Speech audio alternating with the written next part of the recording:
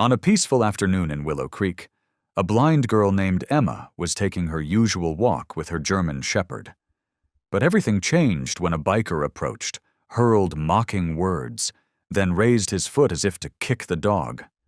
The entire park seemed to freeze. Rocky didn't bark. He didn't show fear. He simply stepped forward, shielding Emma with a gaze as sharp and disciplined as a soldier's. Someone in the crowd whispered, "That's no ordinary guide dog. He used to be a combat canine." What was it about this seemingly ordinary dog that made an entire crowd fall silent? Every afternoon in Willow Creek felt strangely identical, serene, still, and full of sound. The breeze slipped through the trees lining the lake, weaving a gentle symphony of leaves brushing leaves, like whispers from an old fairy tale.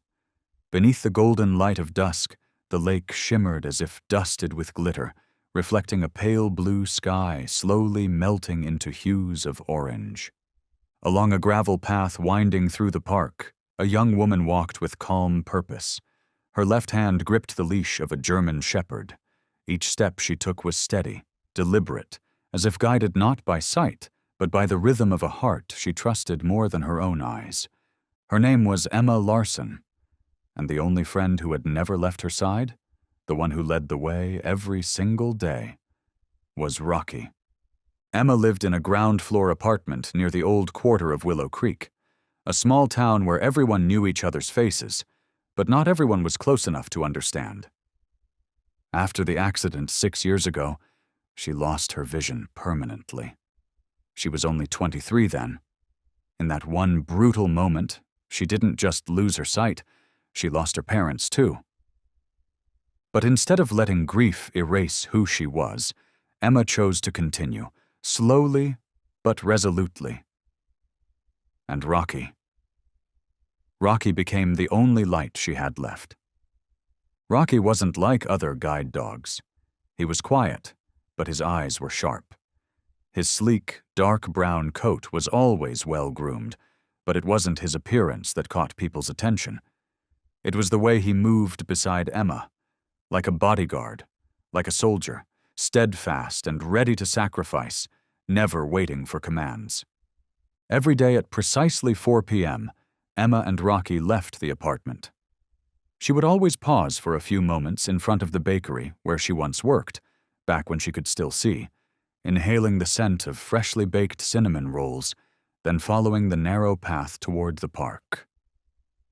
Rocky led her with a perfect rhythm, not too fast to make her stumble, not too slow to create distance. And every time they reached the familiar turn where the lavender bushes bloomed, Rocky would gently shift his body, signaling her to step around the protruding stone, a habit he never once forgot. Willow Creek's park wasn't large, but it looked like a scene lifted from a vintage postcard. Willow trees bowed low over the lake, moss-covered benches softened by morning mist, and winding gravel paths curved like lines from an unwritten fairy tale. And in the quietest corner of that park stood a white wooden bench, Emma's bench, the one she always shared with Rocky. She didn't need eyes to see the beauty here, the sound of ducks gliding across the water, the light touch of leaves brushing her shoulder, the distant laughter of children. These were the sounds of peace. That afternoon was no different. Rocky stopped precisely 3 steps from the bench, then gently lowered his head so Emma could find her seat. She let herself settle into the bench, both hands resting on the leash, a familiar gesture that grounded her in the presence of her loyal companion. "Thank you," she whispered. Though Rocky couldn't speak, Emma believed he understood every word. Rocky sat beside her, his back straight, ears tilted just slightly, eyes calmly scanning the surroundings. His posture wasn't quite relaxed, but not tense either, like a soldier pausing between battles, still attuned to every sound. Emma reached out, her hand landing softly on Rocky's head. Her fingers traced along his warm, velvet ears, down to his neck, and paused on the thick fur at his shoulder. Something in her always softened when she did this, as if the panic, The gray memories of darkness and loneliness all faded beneath the warm breath resting by her side.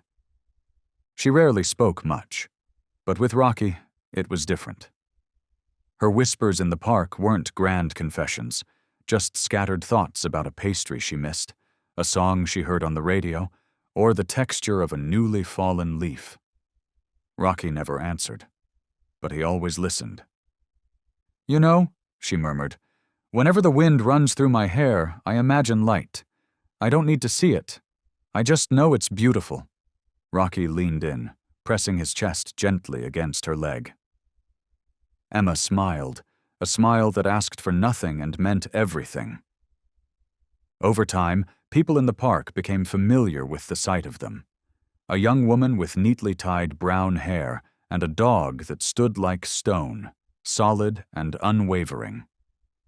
No one knew their full story, but somehow the calm they carried seemed to quiet everything around them, as if they themselves were the steady heartbeat of the place.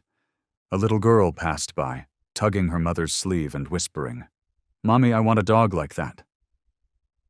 The mother knelt down and replied softly, "That dog is a hero, sweetheart. You just can't see it yet." Emma didn't hear the exchange, but Rocky did. One of his ears twitched gently, then settled again, as if he was used to hearing whispers not meant for him, and holding on to them anyway. The afternoon stretched long, as if the sun itself wanted to linger a little more before slipping behind the trees. The lake blazed gold and orange, reflecting the willows and the birds dipping down to drink. Emma took a deep breath, letting her shoulders relax. She could feel Rocky's steady breathing beside her. Though her world was wrapped in darkness, she knew she was exactly where she was meant to be, in the right place at the right moment. There were no car horns, no sorrow, no past pulling her back. Only the wind, the lake, and Rocky. Another day passed, another day of peace. What Emma didn't know was that in just a few days, everything would change, and the quiet dog sitting beside her now, calm and composed, would astonish the world when the past came knocking.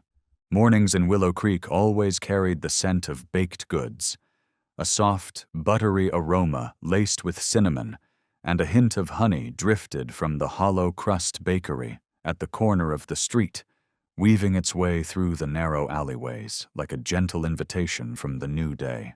Emma Larson stood at the shop's entrance, hands folded together, Rocky's leash gently wrapped around her wrist. Every Friday morning she stopped here, not to eat, but to listen. She listened to the sound of the wooden door creaking open with the jingle of a tiny bell, the cheerful voices of the staff greeting one another, the low hum of the oven firing up a fresh batch of pastries, and most of all, the bustling footsteps of the townspeople, vibrant sounds that took the place of the eyes she had lost. Rocky stood by her side, posture firm as ever.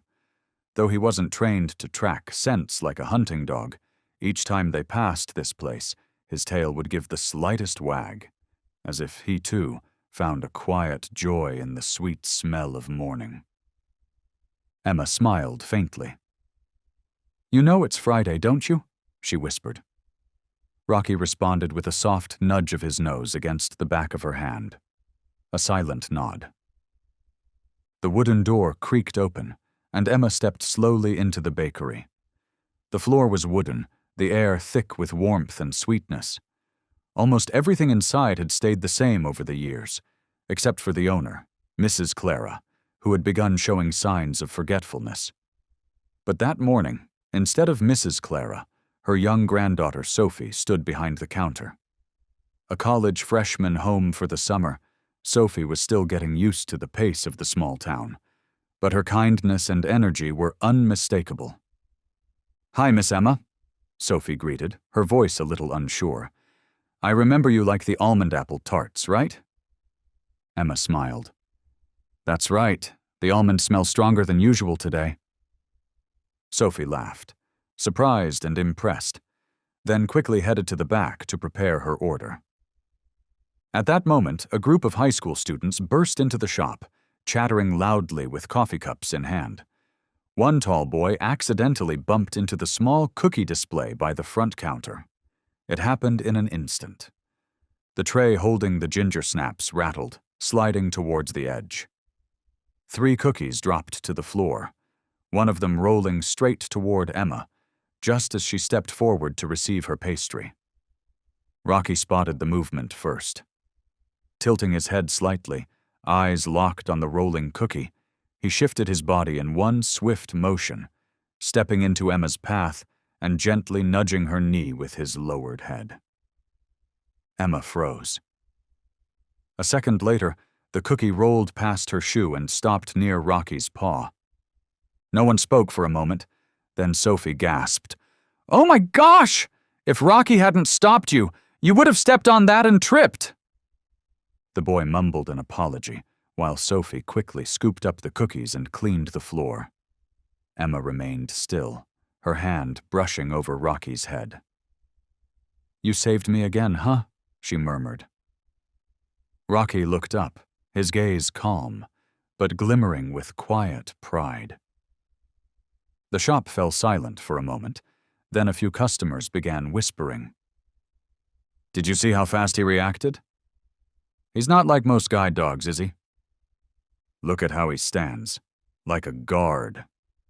Sophie, still holding the fresh tray of pastries, leaned slightly to get a better look at Rocky. "Miss Emma, I don't know if I'm imagining it, but your dog seems different somehow. He's so calm, but it's like he's always watching, like he's waiting for a command." Emma nodded gently. "I used to think that too. He doesn't just guide me, he protects me." Sophie placed the pastries on the counter, her expression softening. "I've never seen a dog like that before."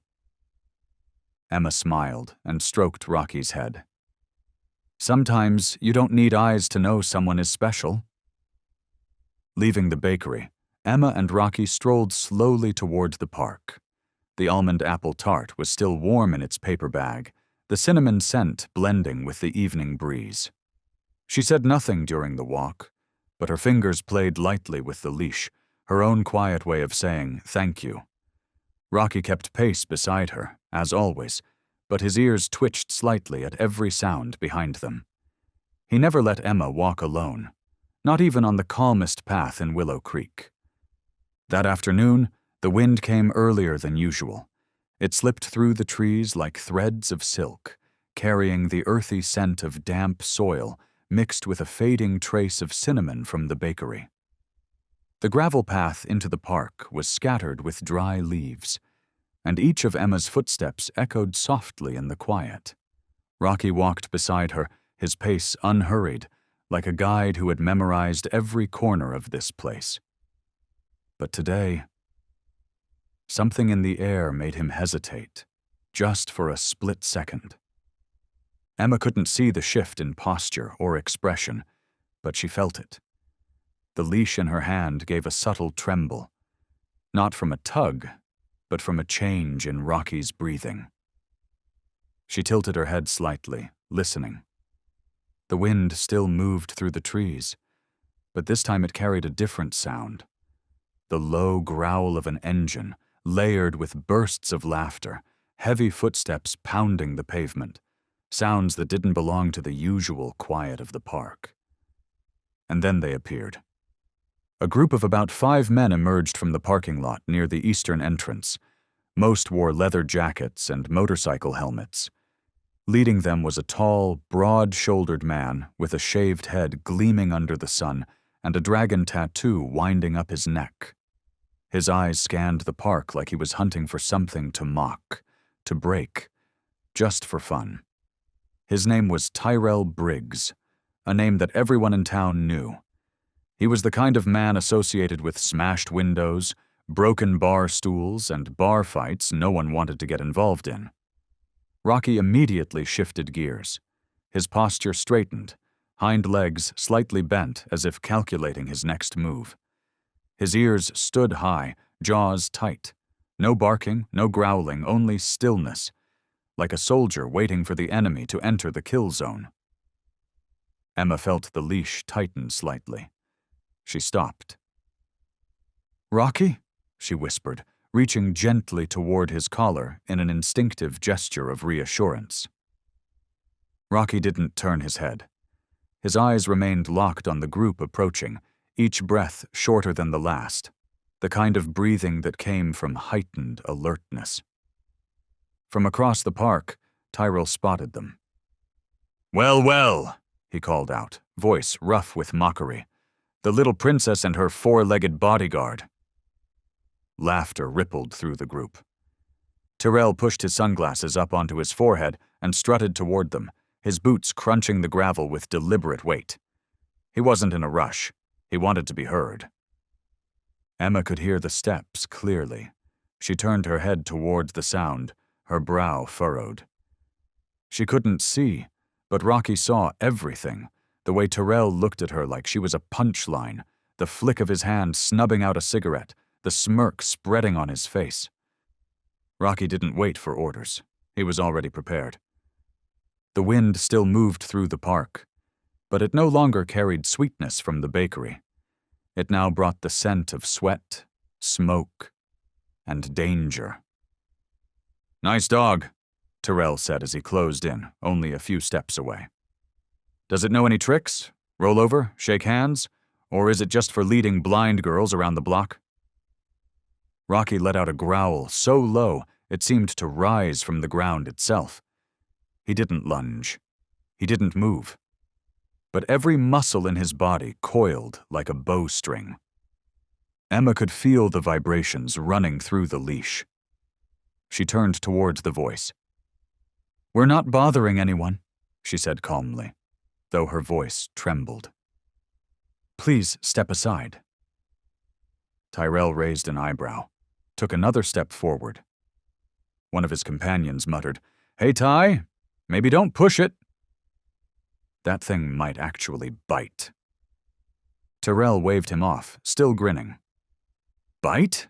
That thing looks like a show dog. What are you scared of?" He clapped his hands as if calling a pet, then suddenly lifted his leg like he was going to kick, not a real strike, but close enough to test the line. Rocky didn't flinch. He just growled louder, ears lowered, eyes locked on Tyrell's foot like it was a red dot on a target. The wind stopped. The park fell silent. People nearby began to notice. A few pulled out their phones. Some instinctively stepped back, sensing trouble creeping in like a shadow. Emma placed a hand on Rocky's head. "It's okay. He won't do anything unless you force him to." But Rocky didn't blink. His eyes never left Tyrell. And in those eyes, so calm they were almost terrifying, everyone could see this was no ordinary dog. Another gust passed through the trees, but this time it wasn't the breath of nature. It was the breath of a moment about to tip, a shift in the air that warned of something coming. Emma gripped the leash a little tighter. Rocky stood like stone, planted in a world beginning to tilt. The sun was already dipping behind the willow branches, but its last orange-gold rays still painted long shadows across the ground.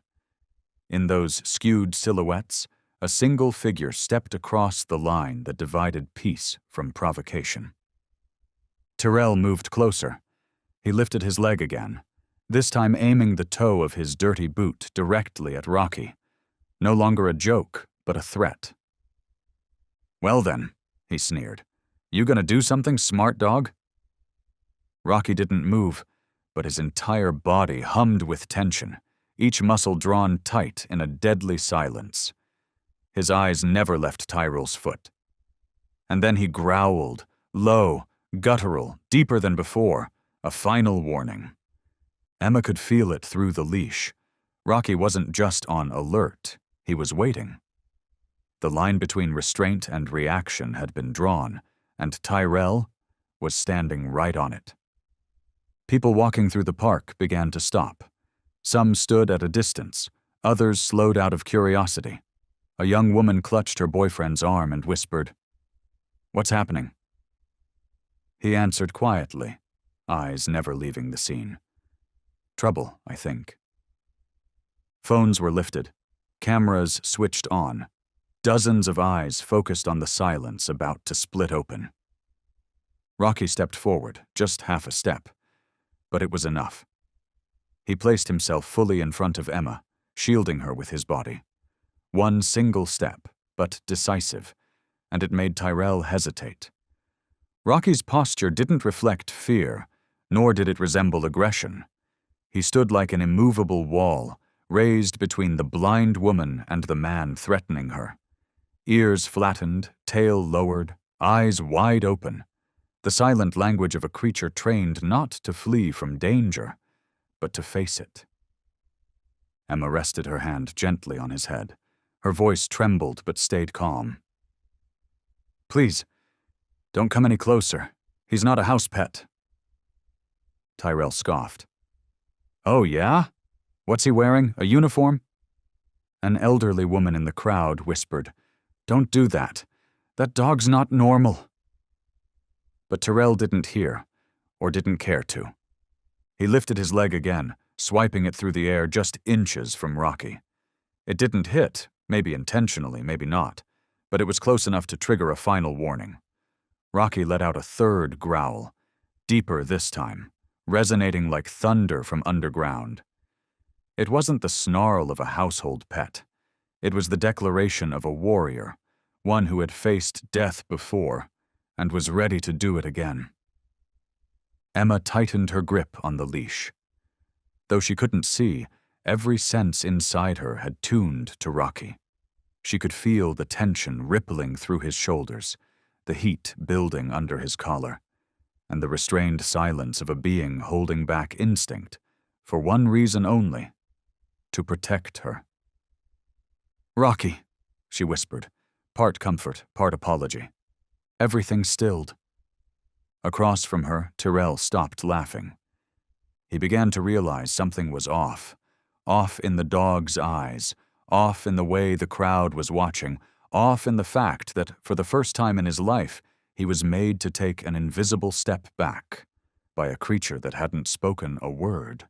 A woman's voice rose from somewhere in the back. "Somebody call security!" An old man pulled out his phone, murmuring to himself, "I haven't seen eyes like that since I left the military." Rocky didn't move, but his stance froze time itself. He stood in the slanting golden light, casting a long shadow on the gravel beneath him, eyes locked on Tyrell. He didn't tremble, didn't retreat, didn't strike. He warned. And strangely, Tyrell, as brash as he was, began to hesitate. His shoulders slumped slightly, the look in his eyes shifted from mockery to defense. Emma sensed the air changing, like an invisible current rising behind her. People inched backward. Camera shutters went still, and all that remained was wind. It blew again. But this time it carried no danger. It seemed instead to pull the bad energy out of the space, cleansing it. Tyrell stepped back. A friend behind him whispered, "Drop it, Ty." This could get serious. He glanced at Rocky one last time, the bravado gone, replaced with something unsure, maybe even afraid. Then he waved his hand dismissively and turned away. "Stupid mutt," he muttered. "Good thing I'm a nice guy." But no one laughed. No one replied. The whole biker crew slinked off in silence, not one daring to look back. Rocky didn't move. Only when Emma exhaled softly, gave the leash a gentle squeeze, and whispered, "Thank you," did he lower himself and rest his head on her leg, not as a gesture of ease, but as quiet confirmation that the moment had passed, though vigilance remained.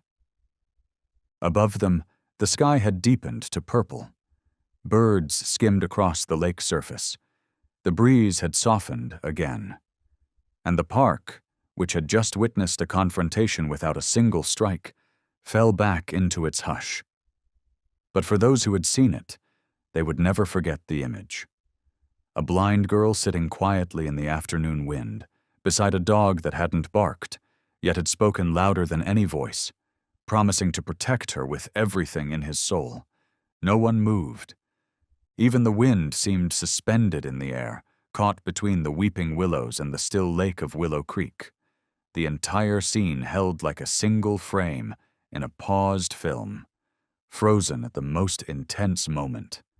And then Rocky, still standing guard in front of Emma, sprang forward just one sharp, decisive step, not to bite, not to attack, but with a growl that split the quiet like thunder, deep, harsh, dense, as if it rumbled up from the chest of the earth itself.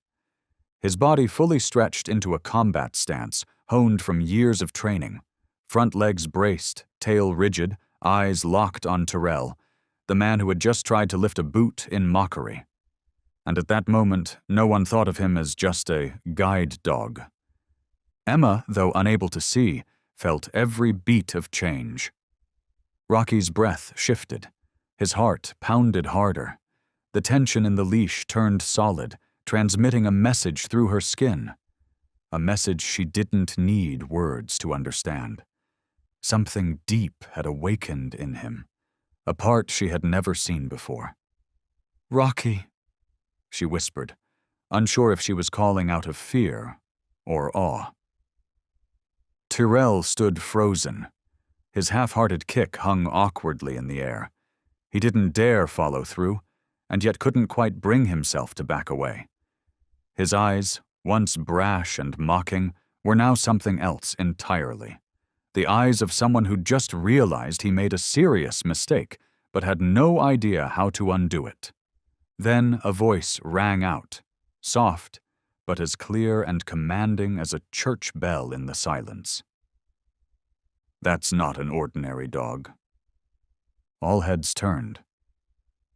An elderly man, slightly hunched with age, stood near a tree about 10 meters away. He wore a faded military cap with a barely visible insignia, and though his face was lined and weathered, his eyes were sharp, the eyes of someone who had seen war and never forgotten it. He stepped forward, each footfall slow but deliberate. The wind tugged at his worn khaki jacket as if making way. The way he stands, the way he locks his target, that sound just now, there's no mistaking it. His eyes fixed on Rocky. "That's a K9, a veteran. His name is Bud." Rocky didn't turn his head, but one ear twitched. His gaze was still locked on Tyrell, yet something shifted in that stare. It was no longer pure instinct or tension. It was the presence of something deeper, like a wolf returning from fire and ash, called home by name. Emma turned toward the voice. What did you say?" The man stopped in front of her and gave a slight nod. "The dog beside you served overseas. He wasn't just trained to guide. He was trained to survive, to rescue, to face down danger without hesitation." His eyes flicked toward Tyrell, voice darkening. "If that kick had landed even 5 centimeters closer, the boy here would be flat on his back, and no one would blame the dog for it." A wave of whispers rippled through the crowd. "K9? He's seen combat? How'd that girl end up with a dog like that?" Tyrell could no longer fake his way through it. He stepped back, hands raised in mock surrender. "Hey, I didn't do anything. I was just messing around." A woman's voice cut through like a blade. "Messing around by kicking a guide dog?" From the park entrance, a uniformed security officer walked briskly toward the scene, radio clipped to his shoulder, eyes locked on the standoff. "What's going on here?" he asked loudly. A woman pointed straight at Tyrell. "That man tried to kick the guide dog for that blind woman." The officer's face darkened as he looked at Emma, then at Rocky, who still stood between her and the threat, growling low, unmoving, unafraid. "You tried to threaten a service dog?" the officer asked Tyrell, voice cold. No, I didn't. I was just joking, really. That's a K9, a retired combat dog, a guide for a visually impaired civilian, the officer said flatly. You realize that's a criminal offense, right? I should be calling the police right now. Tyrell stammered. All eyes were now on him, and for the first time, none held amusement, only outrage. A young man muttered to his friend, "He tried to kick a dog that saved soldiers?" That's low.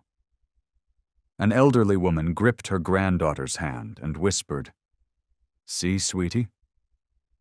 Never underestimate someone just because they're quiet." Emma gently stroked Rocky's head. His growl had faded, but his chest still rose and fell with residual alertness. She whispered, "Your name is Bud?"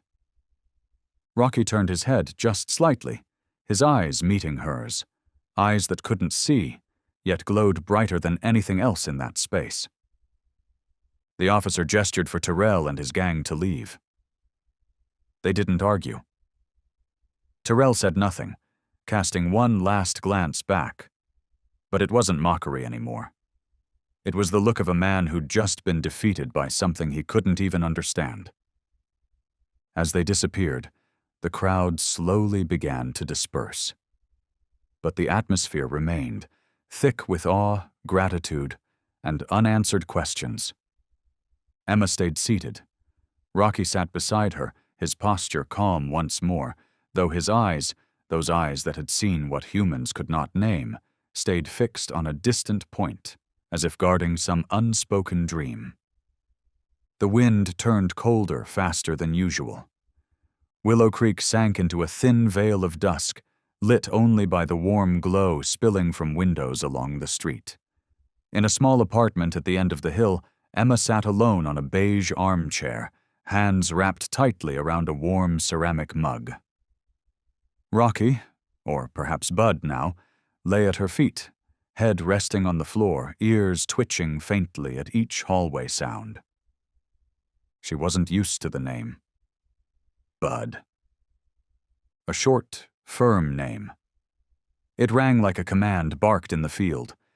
It didn't have the softness of Rocky, but it carried weight, the kind that couldn't be explained, only felt.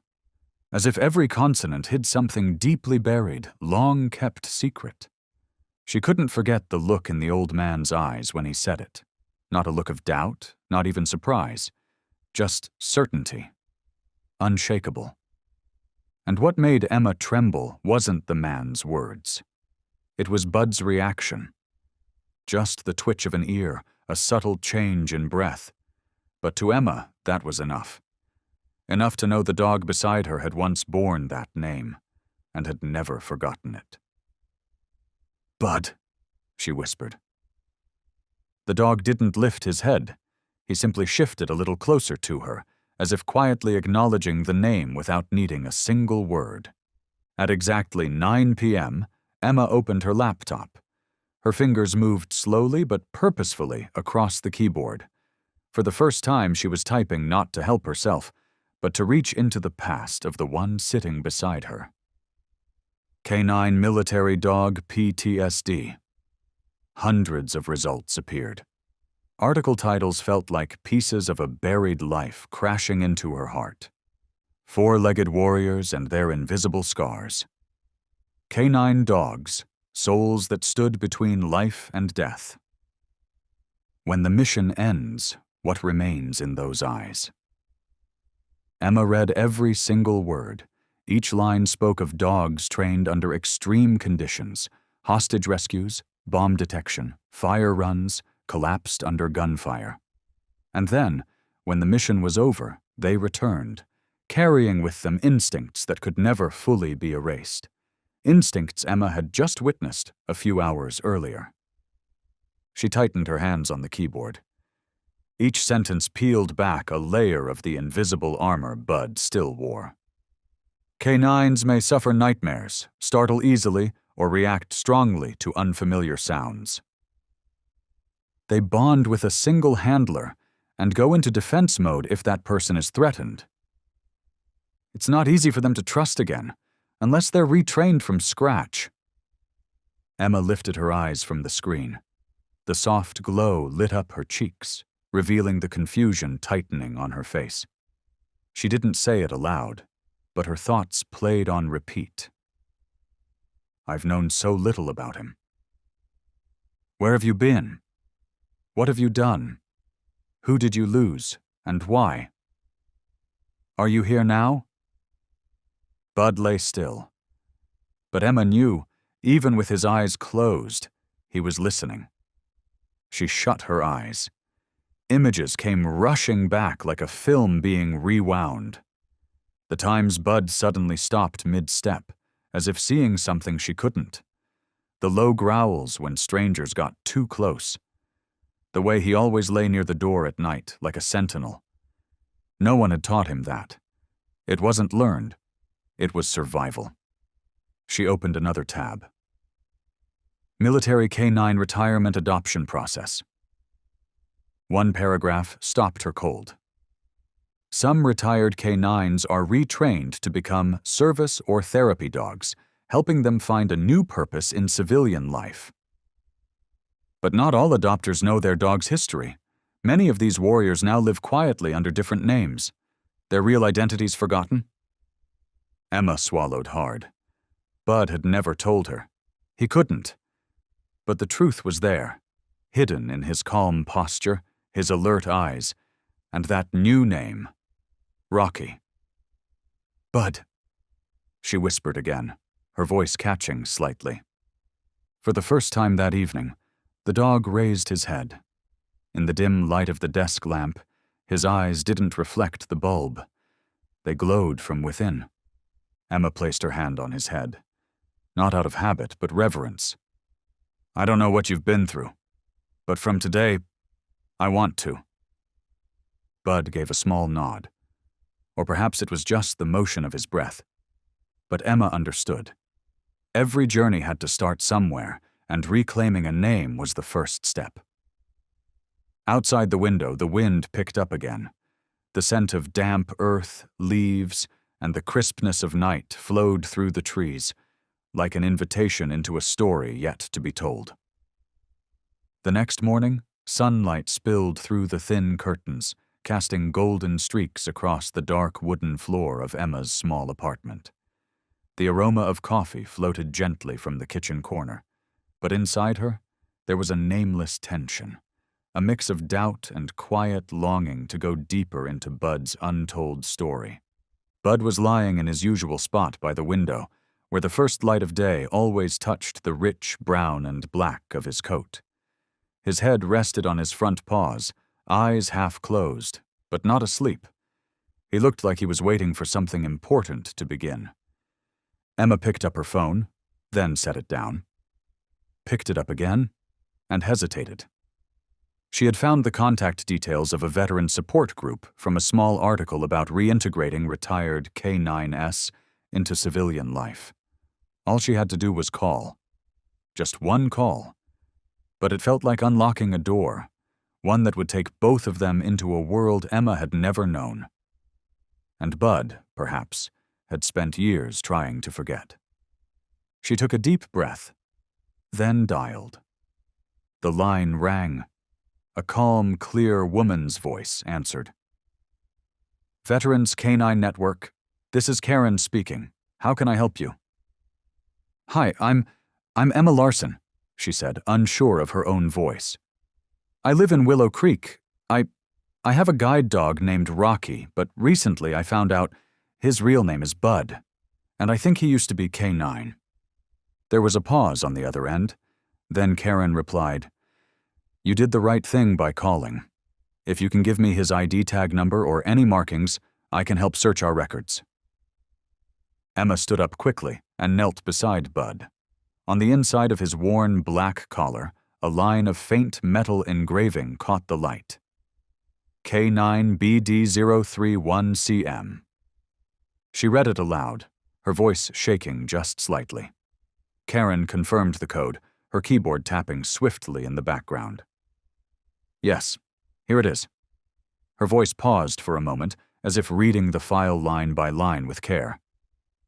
Bud, full designation K9 Bud, served in a special operations unit overseas from 2013 to 2018. Assigned handler, Sergeant Cole Matthews. Emma closed her eyes. The wave of emotion that rose inside her was gentle, like the tide, but powerful enough to stir everything within. Sergeant Matthews currently lives in Montana, Karen continued. He left the military a few years ago. Would you like us to contact him for you? Emma tightened her grip on the phone. Thank you. But I think I should be the one to call. If you could give me his number. Karen hesitated for a second, then agreed. I believe Bud and you will both gain something meaningful from that call. The afternoon passed slowly. Emma sat by the window, the phone resting in her palm like something alive, pulsing in time with her heartbeat. Bud remained quiet. But when Emma spoke the name Cole Matthews, there was a glint in his eyes, not surprise, but something older. A memory stirred. She gently stroked the top of his head. Do you want to see him again? She asked, as though Bud could answer. But Bud simply pressed his head into her palm. A small gesture, but enough for Emma to understand. Night fell. Finally, Emma opened her contacts and dialed the number Karen had given her. Each ring on the line felt like a held breath. Then a man's voice answered, deep, slightly hoarse, the kind of voice that once shouted into chaos but now only echoed with memory. Hello? Emma held her breath a beat longer before speaking. Hi, is this Sergeant Cole Matthews? There was a pause. Who's calling? His tone was cautious. My name is Emma Larson. I'm living with Bud, your dog. No immediate reply, only silence. Emma was about to speak again when she heard it, a breath caught in the throat, a sound too honest to fake. Bud? Cole's voice cracked. Say that again? Emma spoke softly. He's here, with me. He's a guide dog now, but his real name is Bud, isn't it? This time there was no silence.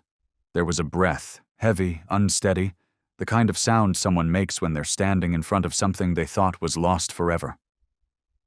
I can't believe it. I never thought I'd hear that name again, Cole said, his voice now raw.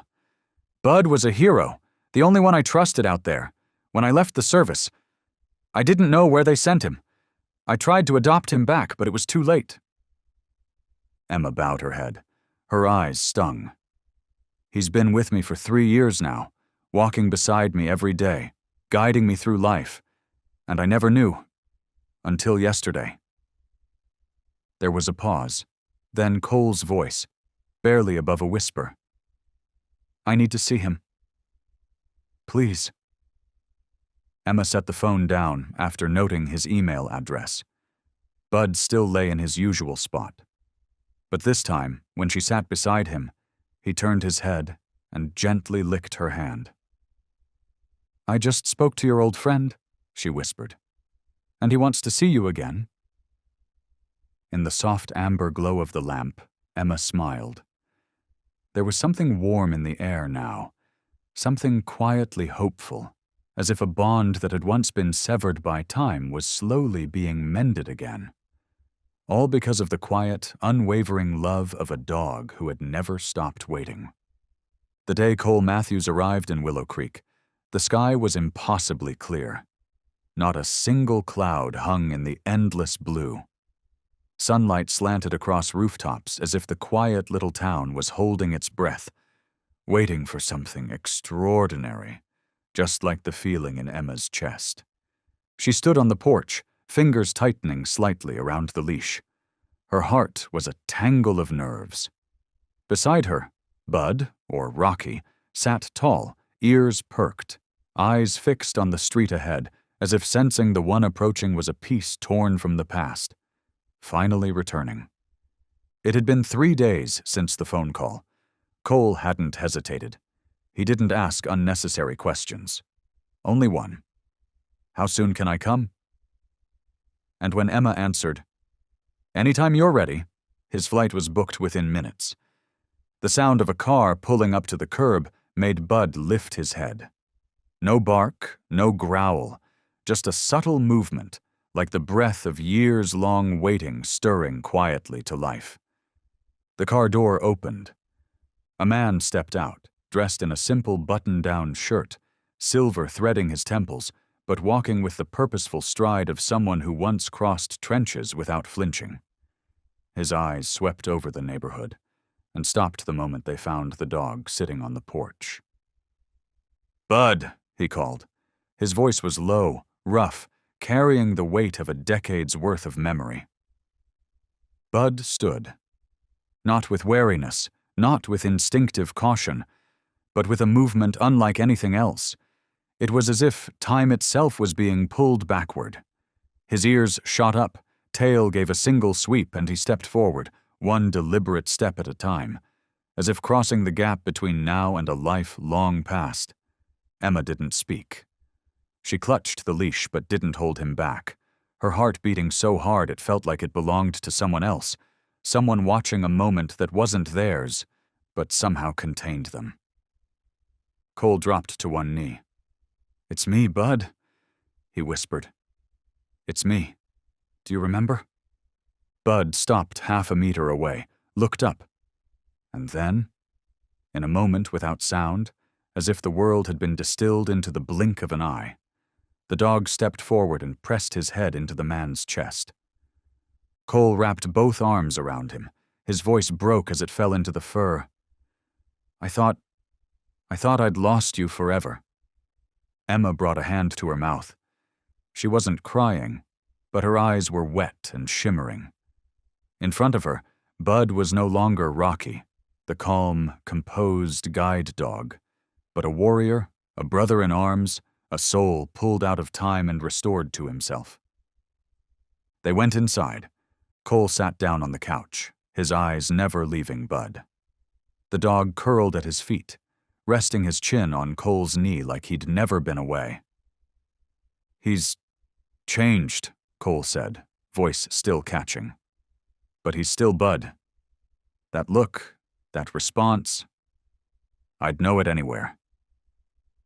Emma poured tea, settling across from him gently. "I knew there was something special about him, but I never imagined a past this deep was living inside him." Cole nodded. "Bud was the bravest dog our unit ever had. He once led me out of a collapsed building in Kandahar when the squad got separated. He also warned us, just in time, when we heard a delayed explosive beep in the middle of a crowded marketplace."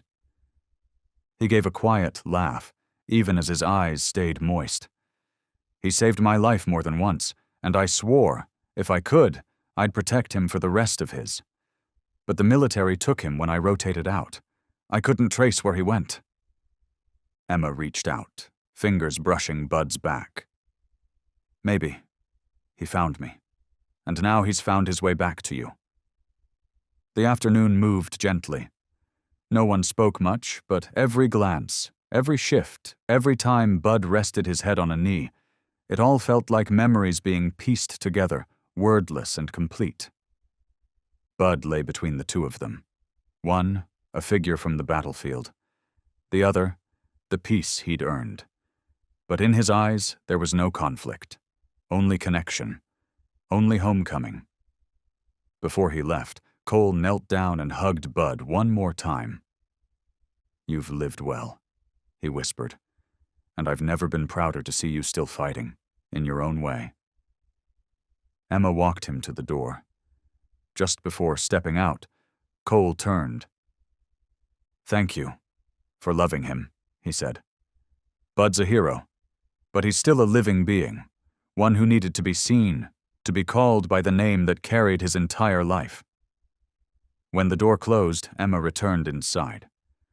Bud had resumed his familiar place, lying still, yet something in his gaze was different, deeper, like a door had opened inside him that no one had touched in years.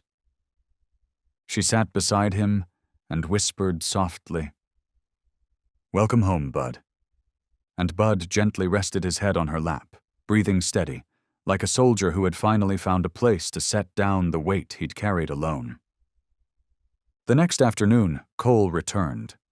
He brought with him an old fabric bag, its surface worn smooth with time, the zipper scratched and dulled. Inside weren't gifts or souvenirs, but pieces of a life many chose to forget, which he now wanted to share, because Bud deserved to be remembered. Emma made tea. They sat in the sunlit room. Bud lay between them, his body relaxed, eyes half closed. But both Emma and Cole knew. He wasn't sleeping. He was listening.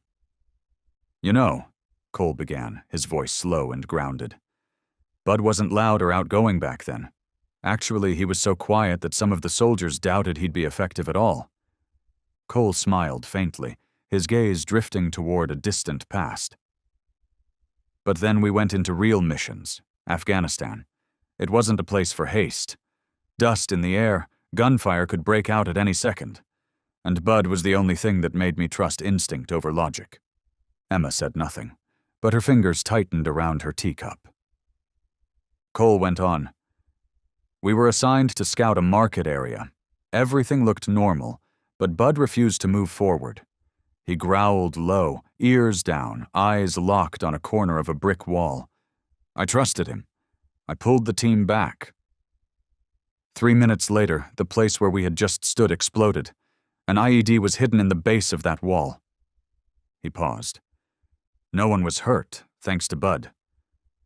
Emma placed her hand on Bud's back. His coat was thick and warm, but beneath it was a layer of memory sealed tight over the past 3 years, since the day he quietly became her companion. Cole continued, "There was another time in Helmand. Rain was pouring like buckets. The ground turned to mud. A young soldier was wounded nearly 200 meters out, unreachable by vehicle. Everyone froze. But Bud just looked at me once and ran. In 7 minutes, he dragged that soldier back. Through the rain, through the mud. His back was cut from barbed wire, but he didn't stop." Cole's voice caught. "That soldier lived, and he still writes to our unit every year thanking Bud." Emma couldn't find words. For all the afternoons she had walked with Bud along sidewalks, crossed intersections, sat by the lake. She had never once imagined that those same legs had once moved through a space between life and death. She leaned down slightly. Bud remained still, like a retired soldier who no longer wished to speak of what was, yet held it all within. His eyes opened slowly, drifting from Cole to Emma. Not sad, not proud. Just the eyes of someone who had seen more than people could truly comprehend. Cole spoke softly. "Dogs like Bud. When they leave the battlefield, they don't really retire. They don't complain, but they carry everything. Some get aggressive, some lose direction. But Bud was different." He turned to Emma. "I used to worry about him. But when I saw how he walks beside you, the calm in his eyes, I knew he hasn't forgotten. He just stored it all away, somewhere deep." Emma nodded gently. She remembered the times Bud would stop suddenly at the sound of a loud engine, or tilt his head like he was decoding something invisible. She used to think it was habit. Now she understood. It was instinct. Awakened, then quietly tucked back in. "So," she hesitated, "do you think he's hurting?" Cole shook his head, his gaze softening. "Hurt? Of course. How could he not be? But the real question isn't about the pain. It's how he chooses to live with it. And I think he's doing just fine." They sat in silence as the early afternoon light filtered through the windows. A breeze slipped in, carrying the scent of wildflowers. Bud's breathing was even. A dog, resting.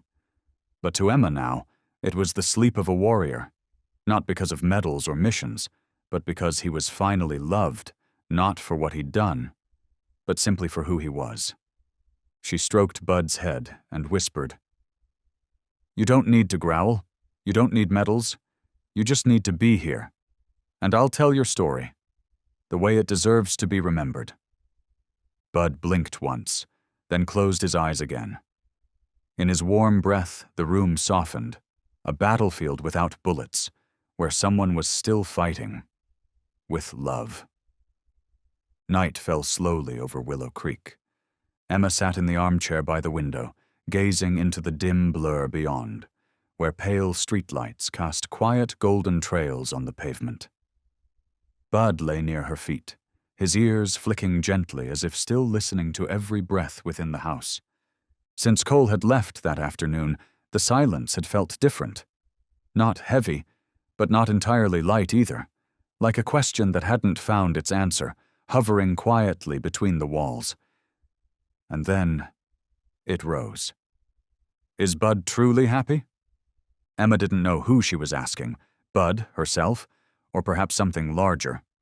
But the question rang out, honest and aching. She looked down at the sleeping dog, his fur smooth, his breath steady, no visible tension. But she had started to notice the little things. The way Bud reacted sharply whenever a motorcycle roared by. The way his eyes scanned both sides of the street during walks, like tracking signs no one else saw. The way he fell silent the moment they stepped inside, as if part of his energy was still out there, unable to come home yet. She wondered, quietly. All these years, has Bud simply been fulfilling a new assignment, but never really living?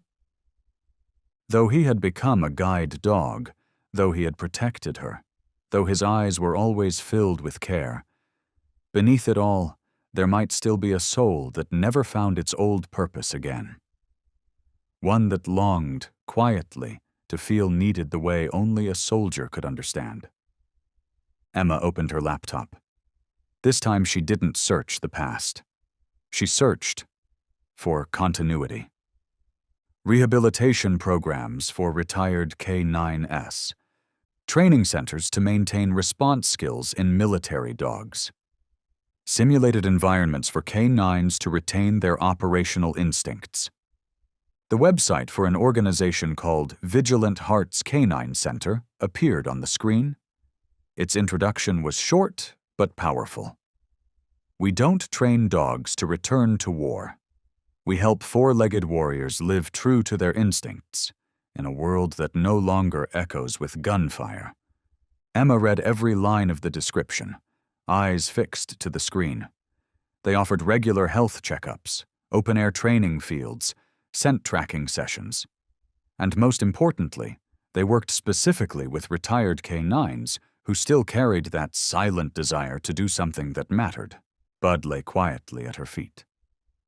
Emma moved closer, placing her hand gently on his thick fur, whispering, "You've lived for others for so long. You've saved lives, walked into places no one dared go. And then, you were brought to me. You became a companion, a light in my darkness." Her hand trembled slightly. "But maybe you deserve to be yourself again. Not to fight, but to live like a warrior in your own right." The next morning, Emma called Vigilant Hearts. The woman who answered had the kind of voice you trusted from the very first word. Clear, calm, and kind. "We'd be honored to welcome Bud," she said after hearing Emma's story. "There are many retired K9s here like him, and most of them come alive again when placed in an environment with light, manageable challenges." "It's not about going back to training," she explained. "It's about feeling useful again, about having instincts that are recognized and allowed to breathe." That afternoon, Emma sat with Bud on their familiar bench in the park, the same place where everything had started.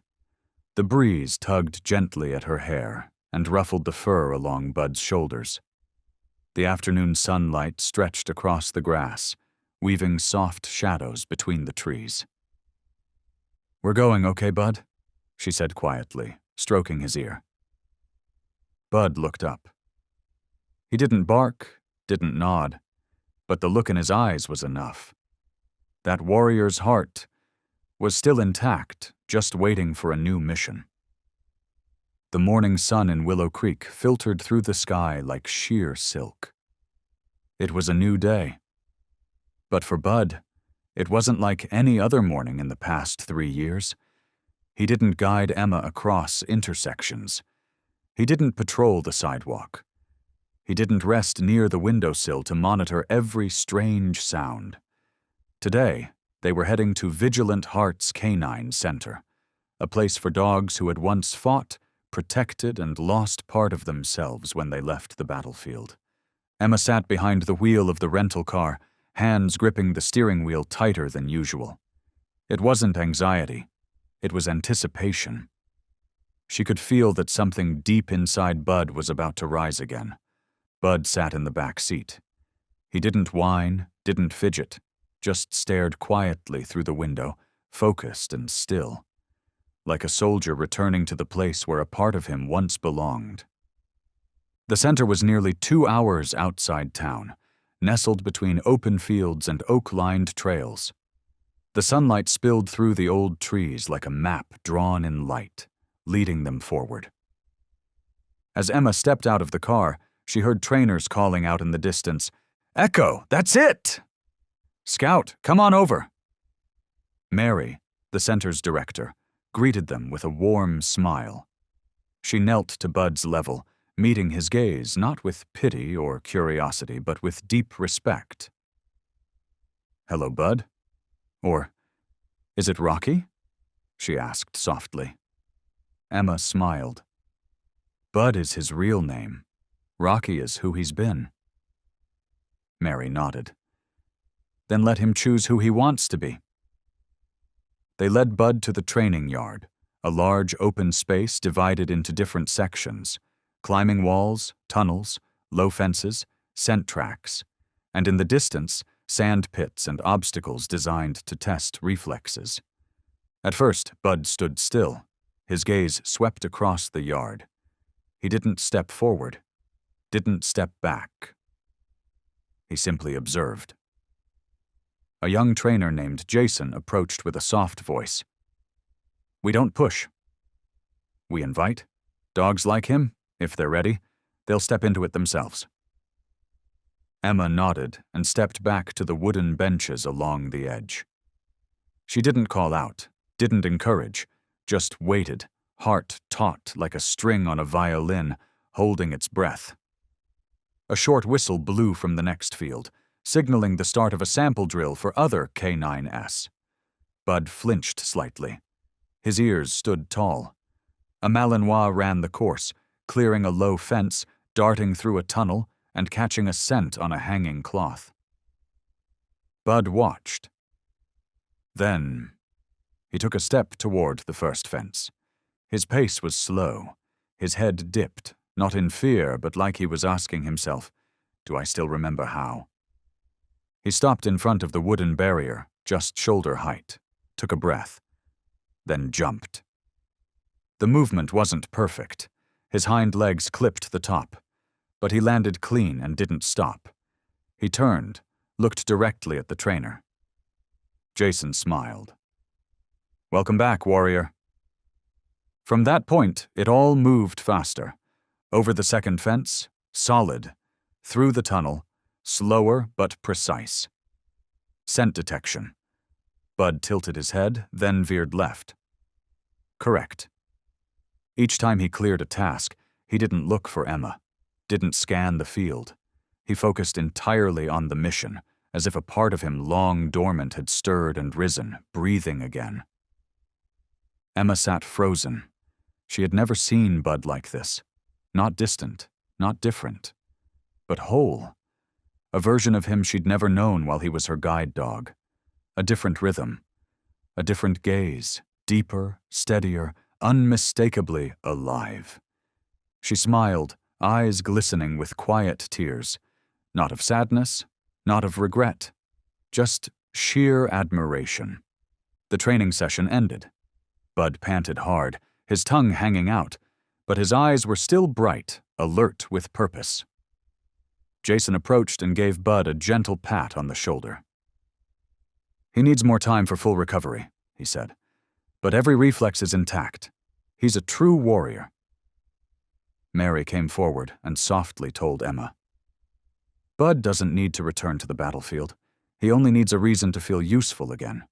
And today, he just found it." On the drive back, Emma reached over and stroked Bud's head. "I haven't lost, Rocky," she whispered. "I've just been reunited with Bud."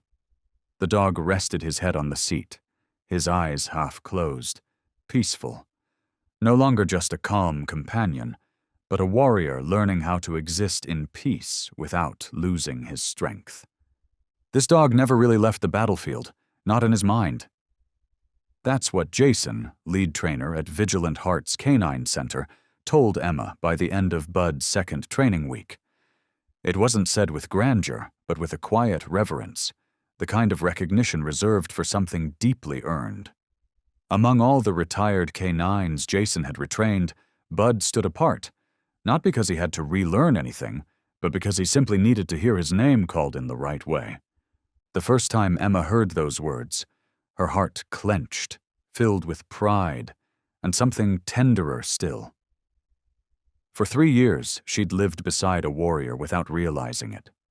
A soul who carried memories no human could fathom, and yet stayed by her side, guarding, loving, asking for nothing. She understood then, Bud had never forgotten the battlefield. He just hadn't had a chance to return, not to fight, but to finally lay something down. Now, every step over an obstacle, every snap reaction to a command, every muscle remembering its purpose, was a form of healing. Emma began adjusting her routine. Every Saturday she woke earlier than usual, brewed coffee, checked the leash, packed Bud's water container. In the car, there was no music, only the wind slipping through the half-open window, and Bud sitting tall beside her. Not tense, just ready. Like a soldier preparing for his shift. In the 3rd week, Bud completed all command-based drills with near-perfect accuracy. In the 4th, he led a 3-dog team across rocky terrain without a single delay. In the 5th, he located a scent-based target in just 17 seconds. Trainer Mary watched from a distance, shook her head gently, and smiled. He's not trying hard. He's simply stepping back into who he's always been. But the greatest change didn't happen on the training field. It happened inside Bud himself. Emma had grown used to a silent, reserved Rocky, a dog who always paused half a step behind her, who curled up near her bed like a quiet shadow. But now, she saw a Bud who led with quiet confidence. Each morning, he'd wait by the door before she even reached for the leash. At the sound of keys, he'd turn his head toward the door, tail swaying just enough to be noticed. On the ride home, Bud no longer slept in the back seat. He rested his head against the window ledge, ears turned to the wind, eyes wide open, as if keeping watch over the road. For the first time, Emma realized something deeply. Bud's joy didn't come from resting. It came from having a purpose. He didn't need to rescue people. He didn't need to walk through fire. He just needed to be used, in the way he was meant to be. His loyalty, his discipline, and the heart of a warrior that didn't need medals to prove itself. One afternoon, after a long training session, Jason sat beside Emma beneath a wide tree at the edge of the field. Bud rested by their feet, panting hard but eyes still sharp, aware. "You've noticed he's not quite the same dog anymore, haven't you?" Jason asked. Emma smiled, eyes never leaving Bud. "I don't think he's changed," she said. "I think this is the first time I've really seen him, fully." Jason nodded. "You're right. Most people want their dogs to be obedient, gentle, easy to manage. But for dogs like Bud, what they really need is to be recognized." That evening, when they returned home, Emma didn't go upstairs right away. She opened her laptop and began typing the first sentence of an article. "I lived with a guide dog for 3 years, and today I finally know his name." It wasn't a story meant to impress. It was a story to remember. A journey. A quiet thank you to a silent soul who protected her not only with his trained steps, but with the way he continued to choose kindness long after the world had taught him to survive. Under the desk, Bud lay on his side, head resting gently on her feet, breathing steadily. The desk lamp cast a warm glow on his brown-black coat, its sheen tinted with red. Outside, the night wind stirred faintly. A veteran dog. A new mission. No gunfire, no orders. Just one person who understood, and one purpose worth waking up for. That same afternoon, after training, Emma and Bud stopped at a small wildflower field just 10 minutes outside Willow Creek. It was quiet there. No car horns, no bustling crowds. Only the wind threading through tall grass, and the scent of sun still lingering on every leaf. Emma sat down on a flat stone, her hands resting lightly on her knees. Bud stood beside her. No leash, no command. He didn't wander, didn't need instruction. He was simply there, like a breathing shadow, silent and steady. And in that moment, for the first time in what felt like years, Emma realized something with startling clarity. Bud was no longer her eyes. He was a soul that had survived war, a survival machine that had moved through explosions, through blood, through sleepless nights. And then, he had stepped into her world. Peaceful, yes, but not easy to live in. Emma bowed her head, letting her fingers run gently over the thick fur at Bud's neck, feeling the solid strength beneath his skin, not the softness of a pampered pet, but the substance of a being who had borne responsibility like a soldier. She recalled Cole's words. Bud never really left the battlefield in his mind. And then Jason's, "He doesn't need forgiveness, just recognition." Those sentences, once passing thoughts, now echoed like truth through her chest. "Maybe I had it all wrong from the start," Emma whispered. "I called you my guiding light. But now I see. You were the one who found light in the darkness first, and then brought it to me." Bud didn't respond, but he turned his head to look at her. There was nothing extraordinary in that gaze, and yet Emma felt it deeply, a look that had seen unspeakable things, and still chose to stay, still chose to be gentle. For 3 years, their bond had taken a shape, Bud as the guide, Emma as the one in need. But now Emma no longer saw it that way. Bud was not just a service dog, not just a tool, not just assistance. He was a companion, a comrade, a being who carried emotion, memory, strength, and wounds that had never been named aloud. That night, when they got home, Emma didn't remove Bud's collar like she usually did. She sat on the living room floor beside him and placed her hand on his chest, where his heartbeat pulsed steady and strong. "Who was it," she asked quietly, "that gave you the name Bud?" Bud didn't stir, but Emma kept speaking, as if they were equals in this quiet conversation. "That name, it's not just a name. It's your root. You lived under it, fought under it, and maybe almost lost it when you were taken from your partner." She tapped Bud's nose gently and smiled. "But you kept it. You're still Bud. No matter what anyone calls you, you've always been there, whole." After that day, Emma began to see everything differently. She no longer introduced Bud as my guide dog. Instead, she said, "This is Bud, my companion." She no longer tugged the leash when Bud paused too long in one spot. She waited. Because she understood. Maybe Bud was remembering. Maybe he was feeling. Maybe he was walking through a piece of memory invisible to her eyes. People around town started to notice. "That dog seems so smart. He looks at people like he knows exactly what they're thinking.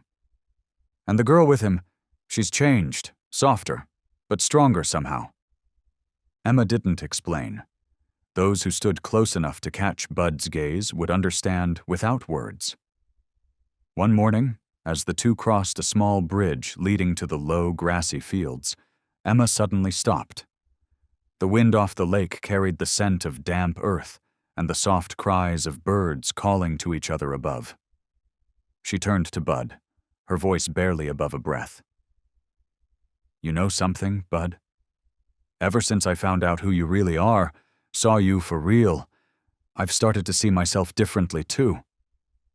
Bud sat down, his eyes never leaving hers. "I used to think I was weak, blind, helpless, but if a soul like you, one that's walked through war, still chooses to stay by me, then maybe, just maybe, I'm not as weak as I believed." Emma leaned down, resting her forehead against Bud's. "You didn't just guide me. You brought me back to life with the way you see the world, a way that goes beyond time." And Bud, in the soft morning light, didn't bark, didn't move. He just stayed. Like a part of the world Emma was learning to trust again. That night, Willow Creek sank into silence. Outside the window, the wind rustled through brittle September leaves, making soft, whispering sounds. Moonlight spilled across the floorboards, crept up the edge of the bed, and settled on Emma's half-closed eyelids. In sleep, she began to dream. No clear place, no known time. Only the sound of explosions, crashing like waves against stone. She saw herself standing in a dust-choked wasteland, facing the wreckage of a collapsed building, bloodstains scattered across the ground, sirens wailing faintly in the distance. And in the middle of it all was Bud. No leash, no gentle gaze. He was pure soldier, back low, eyes sharp, every step heavy with meaning. Beside him was a wounded man, perhaps Cole, clutching his bleeding stomach. Bud glanced at the man, then turned his focus toward an enemy hiding behind shattered brick. And then, without a bark, without hesitation, Bud lunged. A growl ripped through the dream and slammed into Emma's chest. Then everything turned white. She jolted upright, her body slick with sweat, breathing hard. Her heart pounded so violently that she had to press her palm against her chest to feel the rhythm. Her eyes wandered around the room. The same old bedside lamp, the cream-colored curtains, the water bottle by the nightstand. But what made her pause was Bud. The dog was sitting not far from the bed, not lying down, not asleep, not moving, just sitting there, watching her. Emma didn't speak. Bud's gaze held no panic, no worry, only the quiet steadiness of someone long used to keeping watch while others slept. He had done that for years on the battlefield, guarding teammates as they drifted off amid dust and distant gunfire. And now, Bud was doing it again, in a quiet room where no shots would ever ring. She sat up and whispered, "Bud." He didn't move, just blinked, slowly, as if to say, "You're safe now. I'm still here." Emma pulled back the blanket and stepped onto the floor. She sat down facing Bud, gently resting both hands along his back. "Are you guarding my dreams?" she asked softly. There was no answer, only a subtle tilt of his head. But she understood. She inhaled deeply. In that stillness, for the first time in her life, Emma didn't feel like the one being protected. She could see now, Bud didn't need anyone to know how many battles he had fought, how many lives he had saved.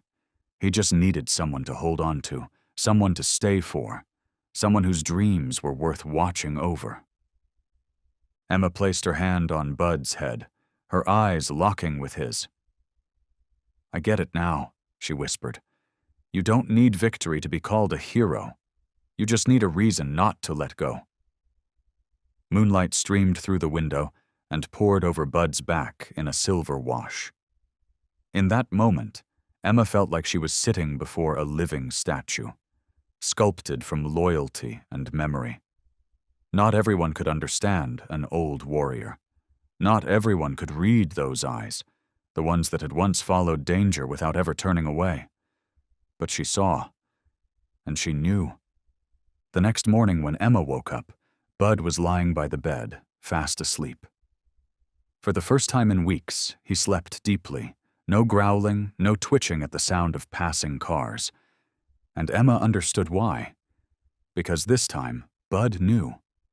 Someone was guarding his dreams. That morning unfolded like any other. Coffee. The window open for fresh air. Bud resting on the floor as always. But something was different. Between Emma and Bud, there was no longer a leather leash. There was an invisible bond, of trust proven, of two souls who had lost, and now were choosing to protect one another. The Saturday afternoon training took place under the soft light of late autumn. The wind had grown colder, threading its way through the blades of grass and brushing a chill across the field that was used to sweat and hurried footsteps. Emma stood at the edge of the training yard, her arms wrapped loosely around her coat, eyes following Bud's every stride. He was crossing the narrow wooden ramp with ease now, steady legs, bright eyes, no longer cautious like the first few sessions. Bud had returned to himself, a guide dog with the heart of a warrior. The air felt light, calm. Jason, the trainer, was preparing the next exercise when a sudden ringtone sliced through the rhythm of the field. Mary, the head of the center, quickly pulled her phone from her coat. Her voice dropped after a brief exchange. The group fell silent. Their instincts, sharpened by training, sensed the shift. Mary turned, her face grave. "We've got an emergency," she said without delay. A 7-year-old boy named Noah went missing about 30 minutes ago near the forest at the northern ridge. He followed his small dog into the woods during a camping trip and didn't return. The atmosphere grew thick. "The official K-9 units are out on assignments," she continued. "Another team just wrapped up a long search this morning. They're exhausted. We're the closest team available to assist." One of the trainers spoke up. "We could have a new team ready in 40 minutes. Mary shook her head. "Not enough time. Sun's going down fast, it's getting cold, and the boy doesn't have a jacket. The search team needs a K-9 deployed now." All eyes turned toward Bud. He stood quietly in the far corner of the field, having just completed his training run. No one said anything. But somehow, Bud seemed to know. His ears perked up. His posture shifted, low, focused, the stance of someone ready. Emma stood beside him, her heart pounding. She had never seen Bud like this before, calm but sharp, like a compass locking onto its direction. Jason stepped forward, watching Bud closely with both caution and belief. "Bud, are you ready?" Bud didn't bark, didn't whimper. He simply turned his gaze toward the woods. That gaze, the one that had once seen war, had survived grief, now locked onto a new mission. Not one given by command, but one called forth by the oldest instinct of all, to protect. Emma slowly removed the training lead from Bud's collar and whispered, "Go, Bud. You know what to do." Mary signaled. A uniformed coordinator jumped into the off-road vehicle. Bud climbed into the back. No commands, no hesitation. He didn't look back, didn't growl. He just departed, like a soldier called back to duty. The vehicle sped off across the red dirt road, a trail of dust rising into the air behind it. On the long bench outside the training field, Emma sat quietly, hands clasped tight. She didn't feel afraid. She wasn't worried. There was only one thing she felt with piercing clarity. Bud had never needed permission to be a warrior. He only needed a moment, and a life worth saving. At the forest's edge, the light was beginning to fade. Static buzzed from the radio. The search teams were spreading in an outward spiral, but time was running thin. Children could move faster than adults expected, and once night fell, hope would narrow by the minute. Bud leapt from the vehicle before the brakes fully settled. A small cloth was handed over, a piece of Noah's jacket. Jason knelt and held it out. Bud inhaled deeply, his head tilted slightly, his eyes closed for 3 seconds, and then he bolted. No handler, no leash, no further scent cues needed. Bud charged into the darkness as if he wasn't searching, but returning to where he had always belonged. Back at the center, Emma received a message. Bud has picked up a trail. He veered off northeast, an area no one has searched yet. She nodded slightly, hand over her chest, eyes closed. In her mind, she could see Bud pushing through thickets, weaving beneath broken branches, filtering through layers of tangled scents, chasing a single fragile signal in the dark. Not for orders, not for recognition, but because that's what a protector's soul does, even when no one is watching. Somewhere in the forest, as the sun dipped into a faint orange line on the horizon, Bud paused before a large tree trunk, ears upright, nose flaring. A soft sound reached him, like a whimper, like the heartbeat of a child trembling from cold and fear. Bud moved closer. A boy sat hugging his tiny dog, face smudged with dirt, eyes swollen with tears. Bud didn't bark, didn't scare him. He crouched gently and licked Noah's hand, a quiet signal that said, "You've been found. You're safe now." When the off-road headlights pierced the now pale ash-blue woods, Bud led the team out. He wasn't panting, he wasn't drained, but each step was anchored like stone, eyes locked ahead, unwavering, as if he had never stepped out of mission mode. Noah sat in a rescuer's arms, clutching his small dog, his eyes never leaving Bud for even a second. It was as if the two of them, one who had been lost and one who had once been left behind, had met through an unspoken thread. Emma stood waiting at the center's edge. As the vehicle rolled to a stop, she rushed forward. Bud jumped down and came straight to her. He didn't nuzzle her legs like usual. He didn't collapse in exhaustion. He stood tall, eyes meeting hers, filled with something new, something alive. "Bud," she breathed, voice still trembling. But Bud didn't want praise, didn't need a pat or a treat. He stood still for a moment, then turned his head toward Mary and the remaining search team. Jason, stepping down from the vehicle, called out, "Anyone need another K9 for the East Ridge rescue?"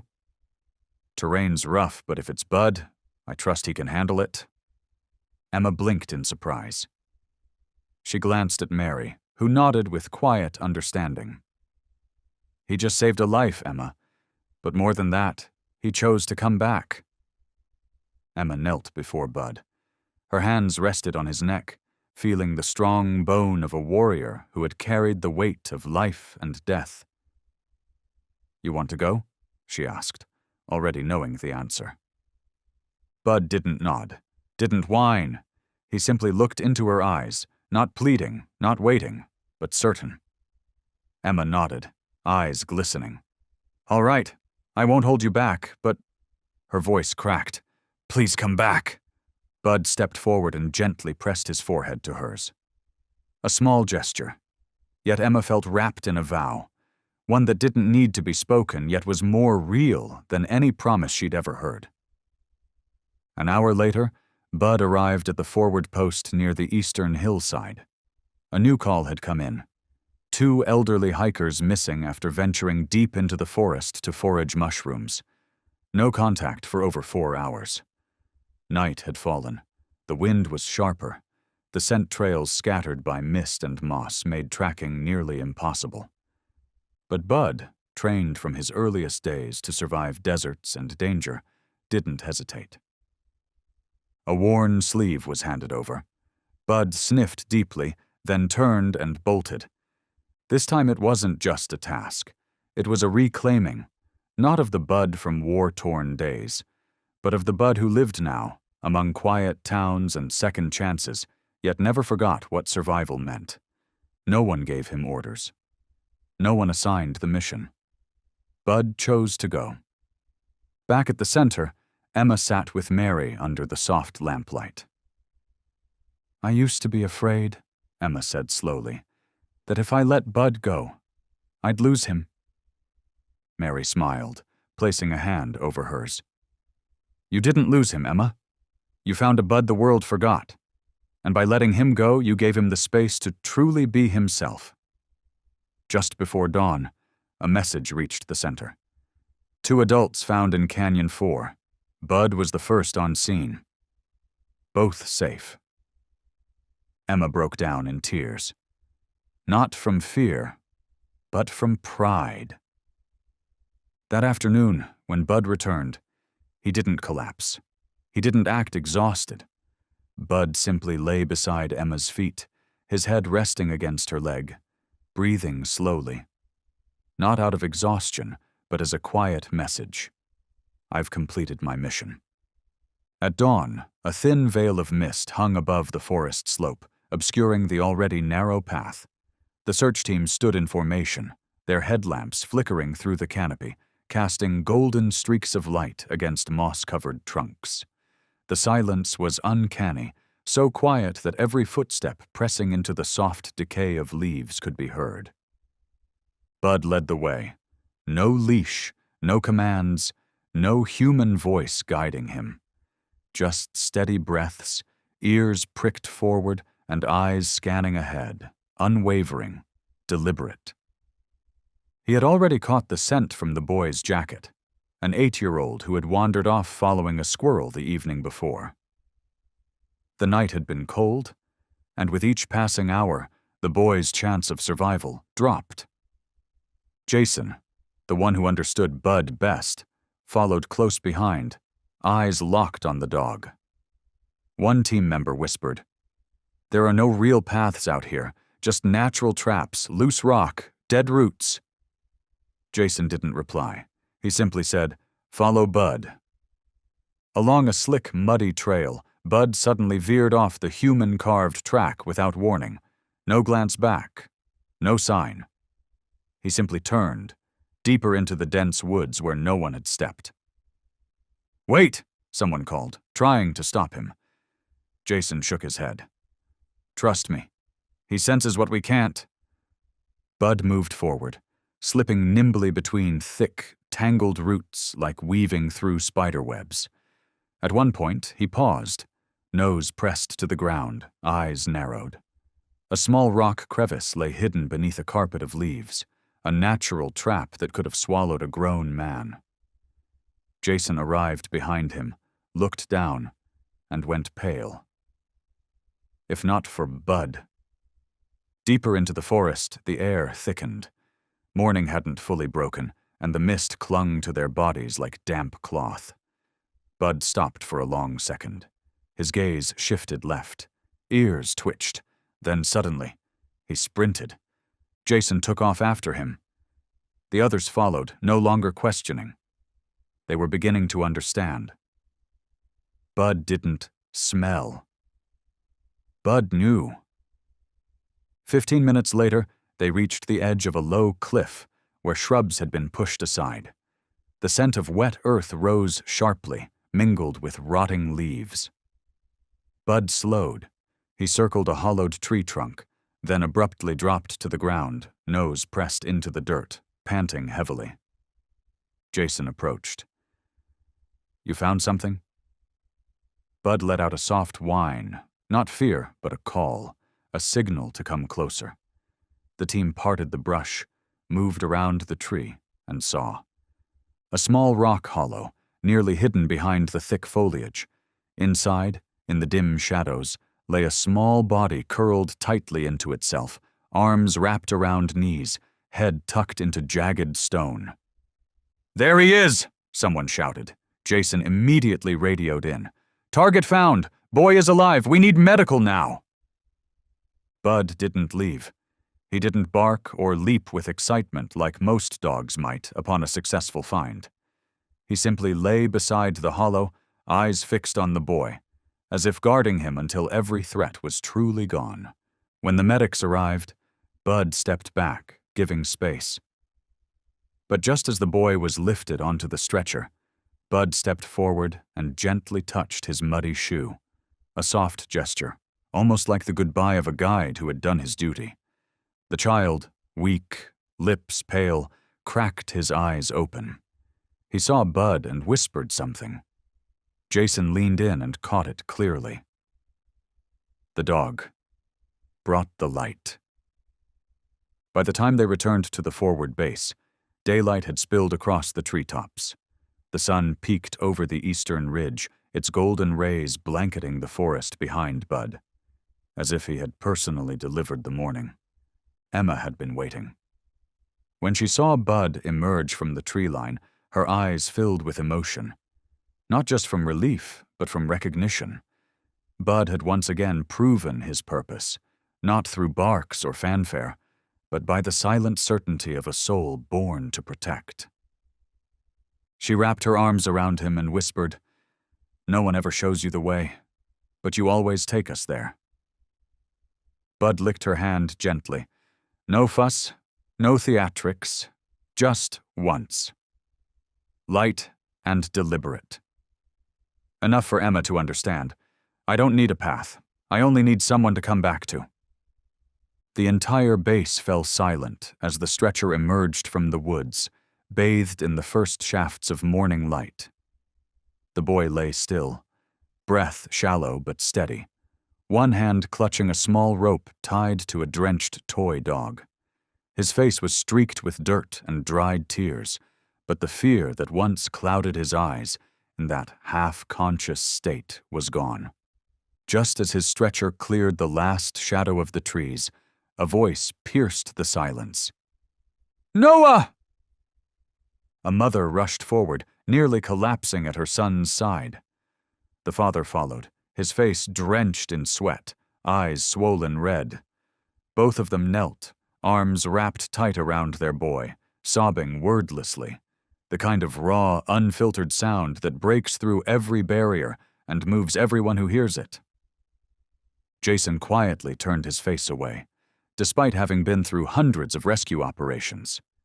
A young staffer beside him clutched the sleeve of his jacket, eyes red and glassy. Mary sighed, hand resting on her chest, her gaze fixed on Bud, the silent savior standing still in the clearing, like a shadow of loyalty that needed no name to be known. Bud didn't approach the boy. He didn't seek praise. He didn't spin in circles under applause like dogs in fairy tales. He simply stood there, eyes fixed on Noah, until the stretcher was loaded into the ambulance and the doors finally closed. Only then did Bud let out a long, deep breath, not from exhaustion, but as if his mind had just released the weight of a duty completed. Emma waited by the entrance of the triage zone. She didn't push through the crowd. She didn't call Bud's name. She simply opened her arms when he walked toward her, not quickly, not slowly, just like someone returning home after a long journey. Bud sat beside her. Emma knelt down, gently wrapped her arms around him, and held on tight. No one said a word. That hug wasn't for praise. It wasn't from sentiment. It was recognition, and an unspoken apology for ever thinking Bud was just a guide dog. "You did something no one else could," she whispered, resting her cheek against his shoulder. "Not because you were the fastest, not because you were the best, but because you never waited for permission to do the right thing." Bud didn't react, but his breathing softened, settling into a steady rhythm, quiet and calm, like the heartbeat of someone who finally felt safe. Beneath the old trees, their branches casting long shadows across them both, the wind rustled the leaves above. Shafts of sunlight filtered through, landing gently on Bud's head and Emma's tousled hair, turning the moment into something like a photograph, unposed yet unforgettable. No one dared interrupt. A few people stopped and looked. A young couple reached for each other's hands. A veteran rescuer bowed his head and wiped his eyes. Jason stepped back beside Mary, his voice low but firm. "Do you think Bud should be made an official canine support dog again?" Mary smiled, her eyes still on Emma and Bud. "He doesn't need a title. He doesn't need to be written back into a file. He's already a warrior. And more importantly, now he's recognized for something deeper than any paper can capture. Trust." Emma gently touched Bud's chest, the place she once felt his heartbeat while he guarded her in a dream.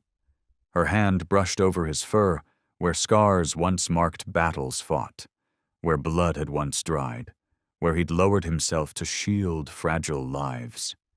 "You didn't just guide me through the dark," she said softly. "You taught me how to trust instinct, to listen to silence, to read a look that doesn't need words." The morning light was now full. The cold, early autumn breeze was giving way to gentle warmth.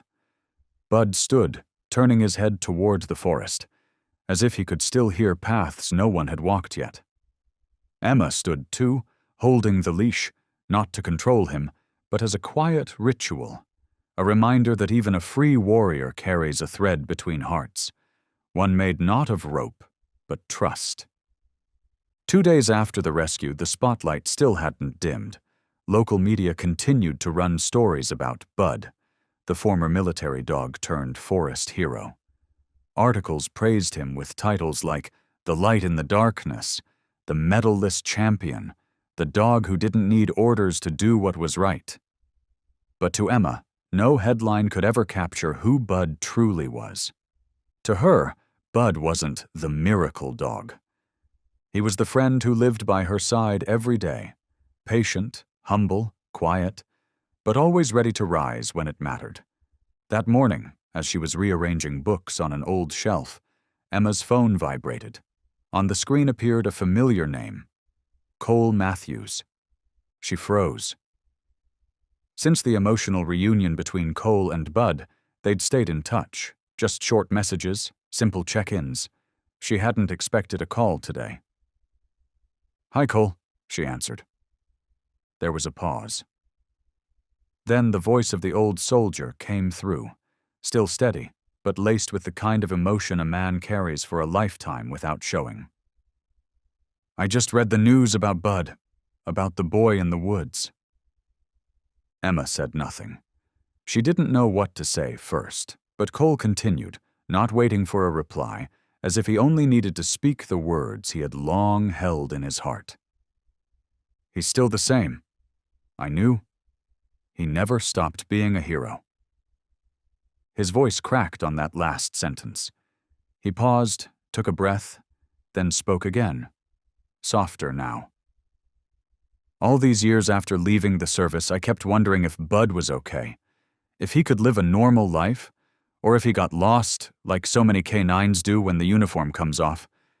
But now I know he was never lost. He was just waiting for someone calm enough to see him and let him keep doing what he was born to do." Emma's throat tightened. Her voice wavered. "Thank you, Cole, for being the first one who ever believed in Bud." Cole gave a faint laugh. "No, the one who believes in him most now, that's you." After the call ended, Emma sat for a long time by the window. Bud lay quietly at her feet, his head resting gently across her shoe, eyes half closed. She looked at him, and for the first time, she saw a book yet to be written, a story untold, a journey only someone who walked beside him could ever truly understand. That night, Emma opened her laptop. She didn't go online, didn't check the news. She opened a blank document and named the file, Bud, the Memoir of a Guide. And then her fingers began to move gently across the keyboard, the words flowing like a quiet stream, steady, unforced, not embellished, not dramatic, just the truth of what had happened.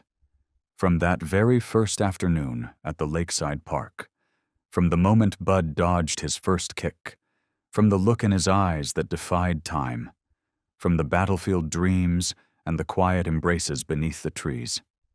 Each sentence was a fragment, each paragraph a part of Bud, the part the world had never known or had never paused long enough to listen to.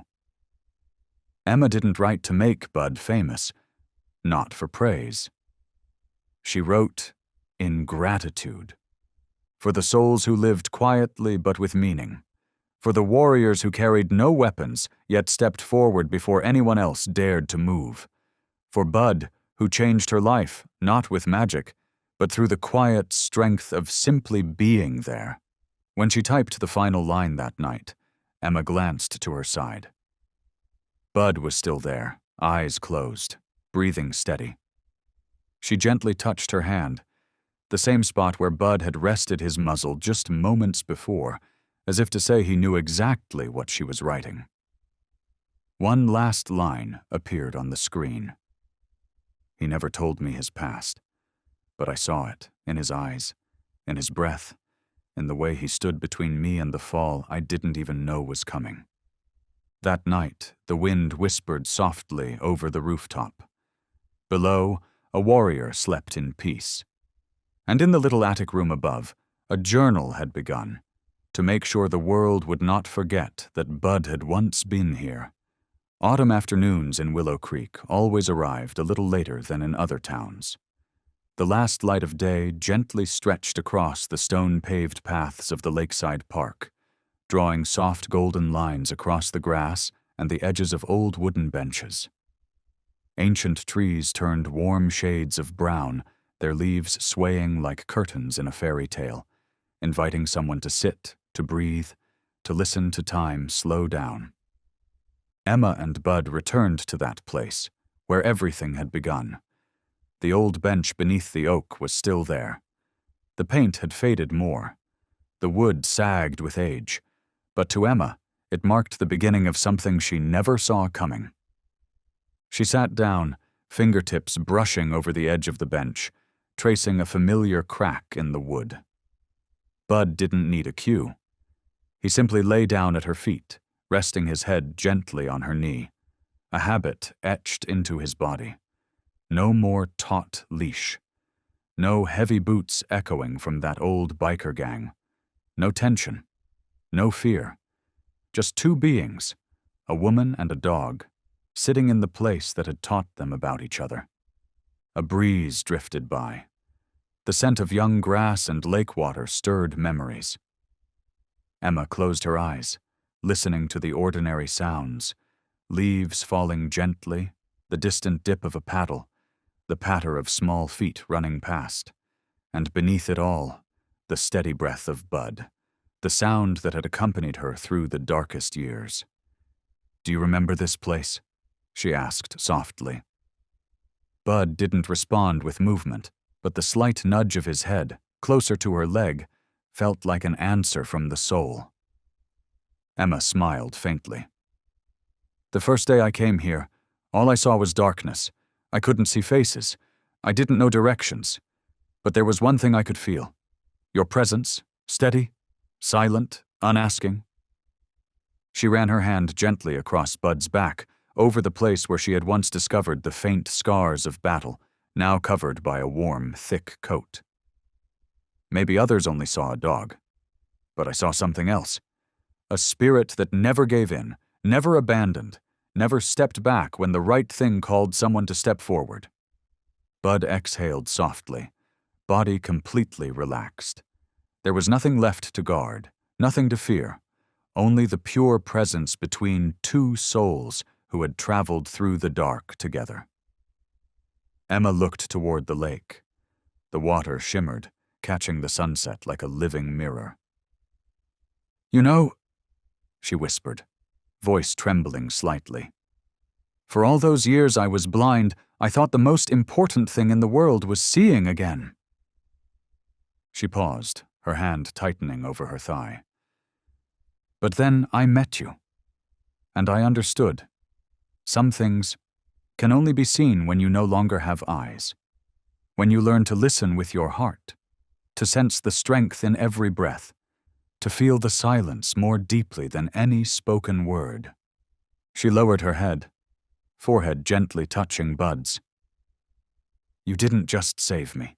You taught me how to see what matters most, by simply being here. Now." The sunlight cast a soft glow over Bud's dark brown coat, making him look like a quiet, golden statue, unadorned, unnoticed by many, but radiant all the same. Around them, the park carried on. Children laughed. Elderly folks strolled. Teenagers played soccer in the distance. No one knew that on a worn bench in the corner of the park, a warrior was resting, and a friend was giving thanks, not with words, but with her entire heart. Peace does not come from a life without hardship. It comes from someone who chooses to sit beside you after it all. Bud didn't speak, but Emma knew. He understood. He chose to stay, not out of duty, but because love, when true, becomes something natural, like breath, like light brushing through the trees, like the heartbeat that reminds you you're no longer alone. On Emma's lap, a new notebook lay open. The first page already written. "Bud, you are the embodiment of something I'll never see with my eyes again. But because of you, I've learned how to see, through silence, through trust, and through the warmth of a being who didn't need to say anything to make me stand up and keep going." There, beneath the canopy of the old oak, the final light of day painted two long shadows, one human, one dog. No words needed, no more chapters required, because they were here, and they were living, right now. Some stories don't need an ending because they never really end. They go on in the hearts of those gentle enough to listen.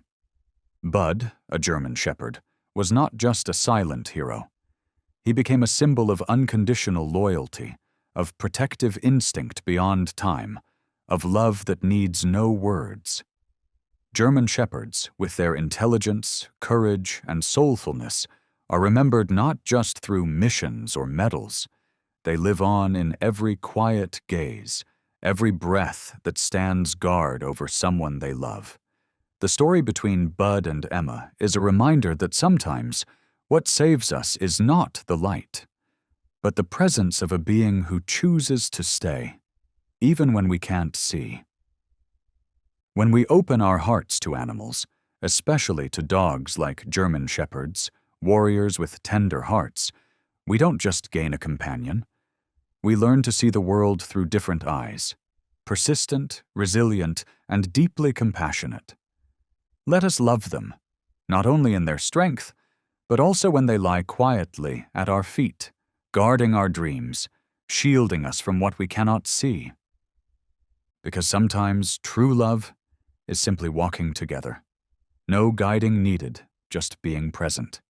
Here and now.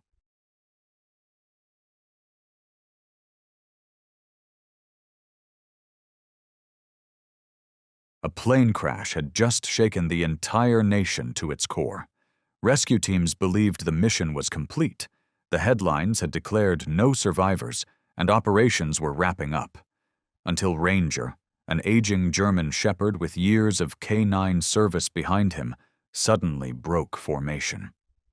Without warning, without orders, Ranger veered off from the crash site and sprinted into the woods like he was chasing something only he could sense. What could possibly make a fully trained canine dog abandon protocol like that? What he uncovered next would move even the toughest hearts to tears. It was early morning at JFK International Airport.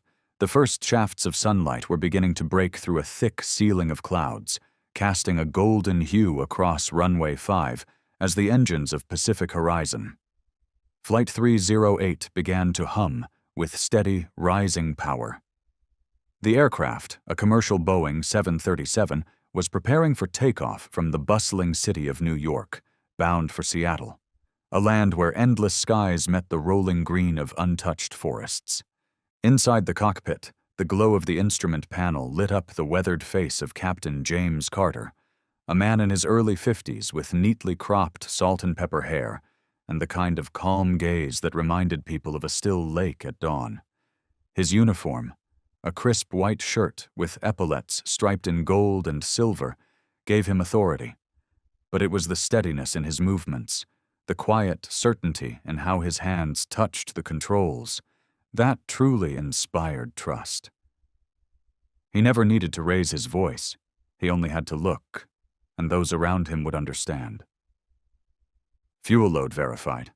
Weather's clean all the way to Montana," came the voice from ground control. James gave a small nod, fingers gently closing around the yoke as if greeting an old friend, the soul of the steel bird he was about to carry into the sky. Next to him sat First Officer Derek Shaw, 2 decades younger, still carrying the eager energy of a soldier new to command. His hands moved methodically through the final checklist. Tire pressure, flight plan, radar status. "All systems normal, Captain. Ready for takeoff." James didn't answer immediately. Instead, he looked out through the cockpit window, watching as the soft morning clouds waited, poised to be torn open by the silver wings of this aircraft. Then, with the smallest of smiles, he replied, "Let's bring them home safe." Beyond the sealed cockpit door, the lives of over 150 passengers unfolded in quiet synchrony. Seatbelts clicked into place. Roller bags bumped along the aisle. Children asked their mothers how long until they'd land. All of it formed a familiar rhythm, a soft, everyday orchestra of travel and anticipation. In seat 17A, Emily Blake rested a hand on her gently rounded belly, where a tiny life pulsed beneath her skin. 7 months along, she had embarked on this solo journey from New York to Seattle, more exhausted than she expected, but resolute. Her pale blue maternity dress made her stand out among the ocean of business suits and laptop bags. Though her face showed the marks of a restless night, her eyes held the quiet strength of someone carrying something sacred. Beside her sat an elderly man named Harold, nose buried in a thick book about World War II aircraft. Now and then, he glanced over with mild curiosity. "Heading home or heading out?" he asked, his voice low but warm. Emily smiled softly. "Home, but to start a new life." A few rows behind, a freckle-faced boy of about 8 played endlessly with a small plastic airplane. His mother, hair in a tight bun, blouse crisp and white, tried to focus on her novel but frequently leaned down to whisper reminders. "Tyler, please stop moving that around." The boy whispered back to the toy in his hand. "Fly high. Don't fall like the last one." In the cargo hold below, luggage sat still, unaware that this journey would not follow the map. That even the most experienced souls on board could never predict what was to come. A voice came through the overhead speakers, clear and composed. "Ladies and gentlemen, this is your captain speaking. Welcome aboard Flight 308 to Seattle. We're expecting smooth conditions all the way. Estimated flight time is 5 hours and 15 minutes. Please sit back, relax, and enjoy your flight." Outside, the airplane slowly began to roll away from the gate. The rising sun angled through the cockpit windows, scattering light in soft beams across the curved glass, shards of gold cutting through lingering mist. A crew of ground workers gave one last wave, then disappeared into the low dust kicked up by the moving aircraft. "Flaps set, engines stable, ready for takeoff," Derek said, tension slightly pinched in his voice. James tightened his grip on the yoke. "Take us up."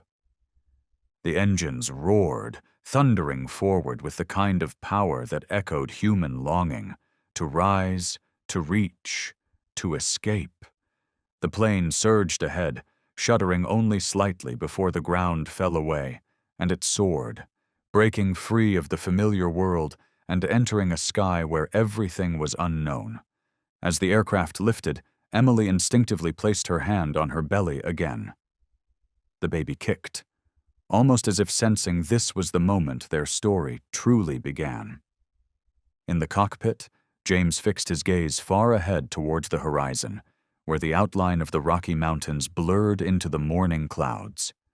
None of them, neither the captain, nor the officer, nor the passengers tucked safely behind, could have imagined that this stretch of land would be the place forever etched into the legacy of Flight 308. The Boeing 737 pierced through the first layer of cloud, leaving behind a streak of white, like a fleeting brushstroke on a clean blue canvas. And somewhere deep within the instrument panel, a tiny light flickered. Barely noticeable, just a soft blink, as if trying to whisper a warning that no one yet was ready to hear. Outside, the sky stretched vast and blue like a serene ocean, undisturbed and infinite in its stillness. But within mere minutes, that tranquility began to fracture, the first ripple of tension slicing through the calm like a blade drawn in silence. A sharp ping alarm sounded, subtle in volume but piercing in its clarity, cutting through the hush of the cockpit like a crack forming across glass. Instinctively, James's eyes flicked to the instrument panel.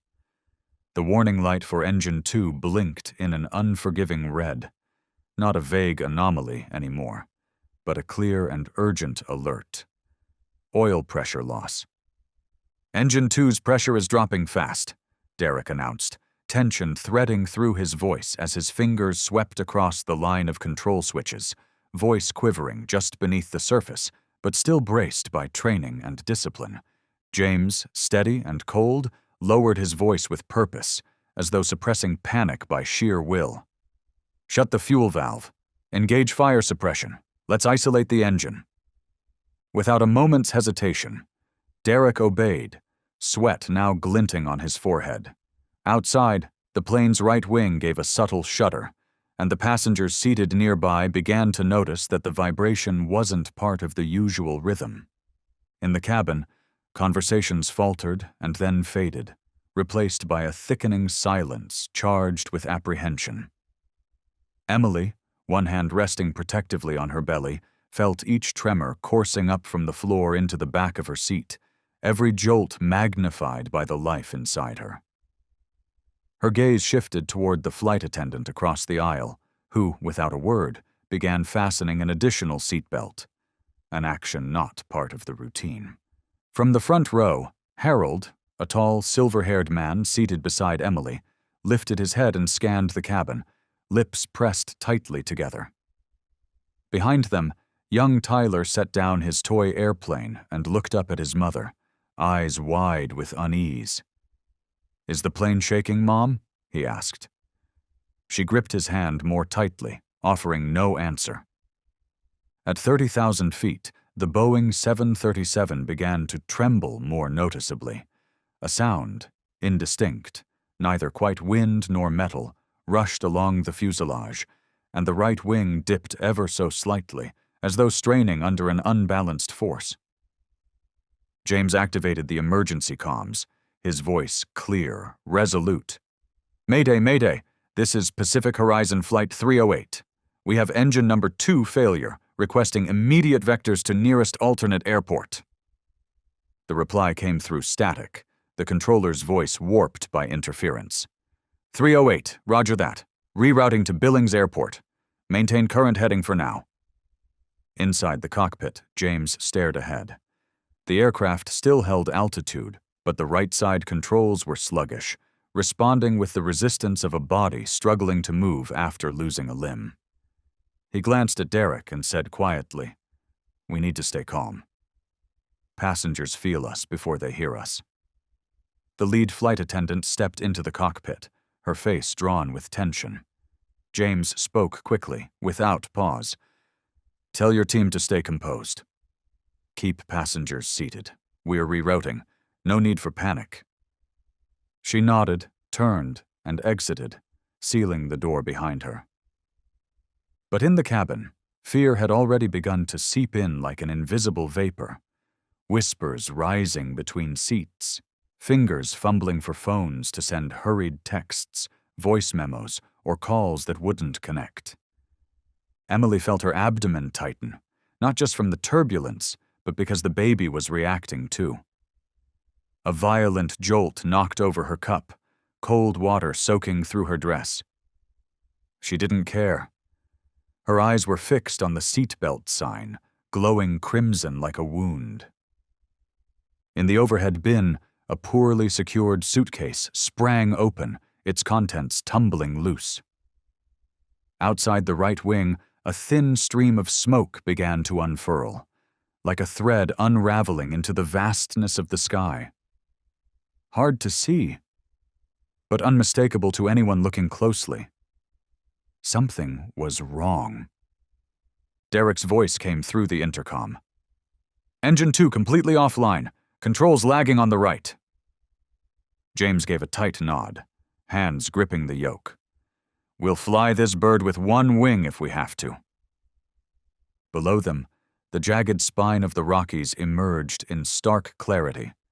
No longer a distant silhouette, but a series of snow-laced peaks rising like blades, sharp and cold and endless. There was no flat ground for landing, no margin for another mistake. Suddenly, a muffled boom, low but forceful, reverberated through the entire aircraft. Passengers screamed. Oxygen masks dropped sporadically, some unprompted, others half-deployed. The fear was no longer intangible. It had taken form, flickering through the eyes of every soul on board like a shadow. In the cockpit, Derek turned toward James. "Sir, should we begin emergency descent?"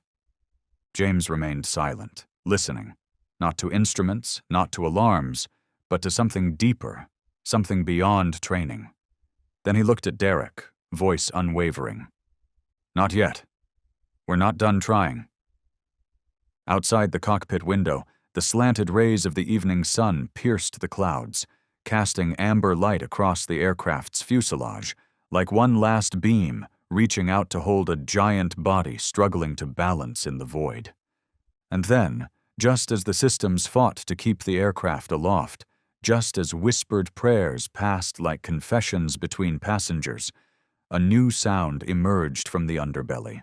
Not an engine, not an alarm, but the distinct mechanical click of a small hatch unlatching beneath the fuselage. James snapped back to the display. The aerodynamics chart plummeted. The left wing was pulling off balance. The tail section began to shudder unpredictably. The aircraft was losing equilibrium. The radio burst into static once more, then cut to silence. "Lost contact. We're flying blind," Derek reported, his voice lower now, as if he too needed to hear himself speak just to stay grounded. James looked at the altimeter. The numbers were dropping rapidly. Cabin pressure began to plunge. There was no time left to run calculations, no simulator scenarios to recall. Every protocol he had ever known was already slipping out of reach. This was no longer a drill. This was real. "Prepare for emergency descent," James commanded, his voice cutting through the thickening fog of panic like the sound of a cathedral bell. Resonant, not loud, yet every syllable seemed to slice clean through the rising tide of fear that had begun to flood the cabin. The alarm blared across the passenger compartment. Red lights blinked in a relentless rhythm. Oxygen masks dropped down from the overhead panels, one by one, dangling in the air like silent hands reaching out in the dark, stretching into a chaos they couldn't calm.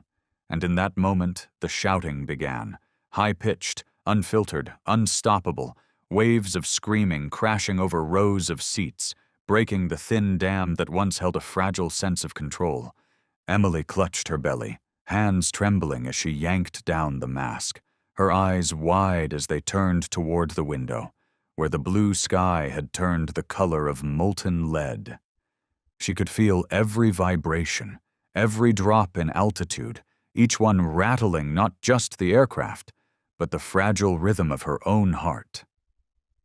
Beside her, Harold placed a firm hand on her shoulder. He didn't speak. He simply kept his palm there, steady and warm, as if willing a sliver of strength from a long life lived into the body of a woman carrying new life. Brace position! Heads down! Hold your knees! A flight attendant shouted, her voice cracking under the roar of the wind now clawing at the fuselage. In the cockpit, James tightened his grip on the control column, every muscle working to hold the aircraft steady.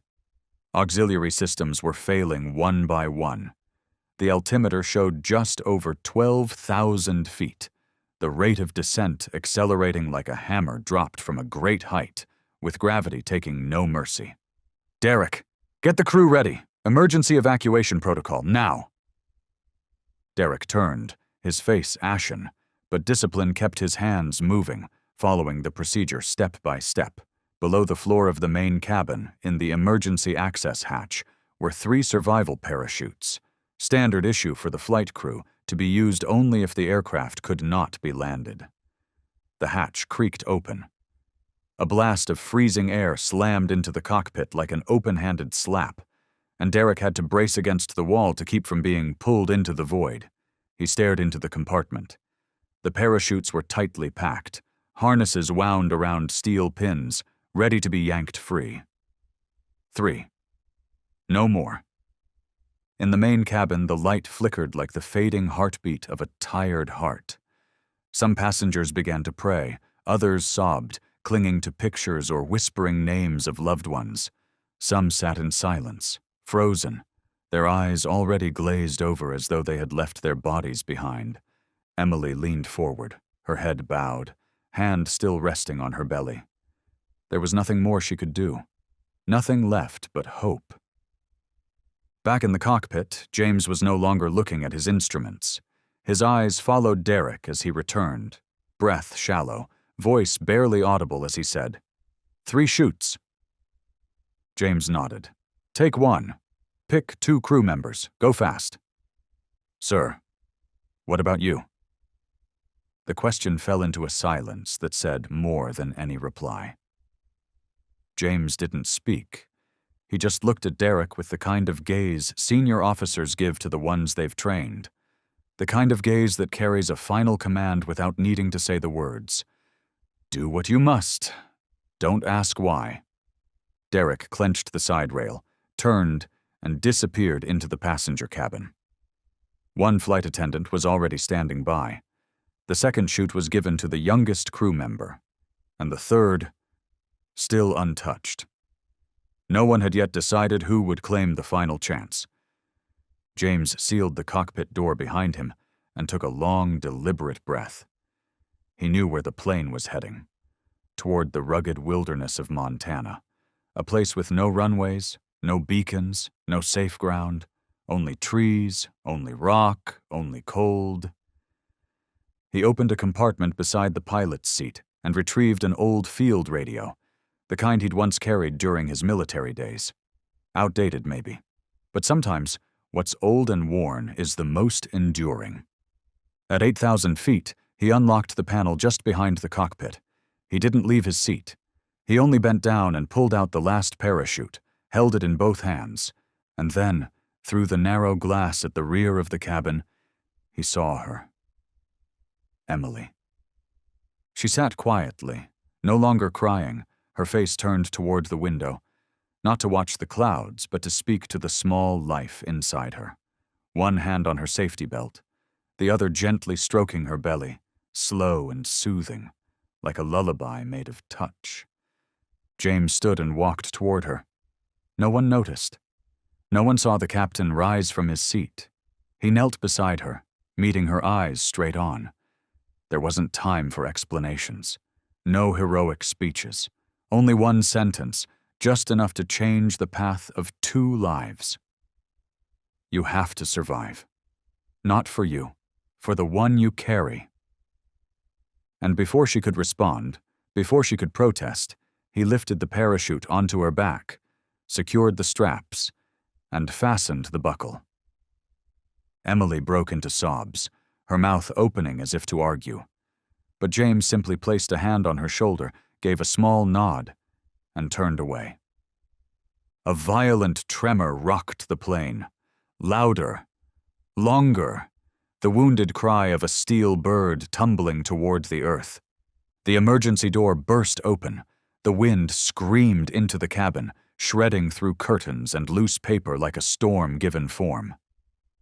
And then, through the noise, through the chaos, a figure was pushed out. A silhouette curled around her unborn child. Falling, swallowed by the clouds, spun into the gray unknown. James stood alone at the doorframe, his coat flapped violently in the wind, his eyes locked onto the shrinking shape below. It wasn't just a passenger he was watching. It was a piece of himself, released into the world. His graying hair clung damp to his forehead. He didn't blink. He didn't breathe. He only gripped the doorframe tighter, as if holding on to the weight of the promise he had just let go.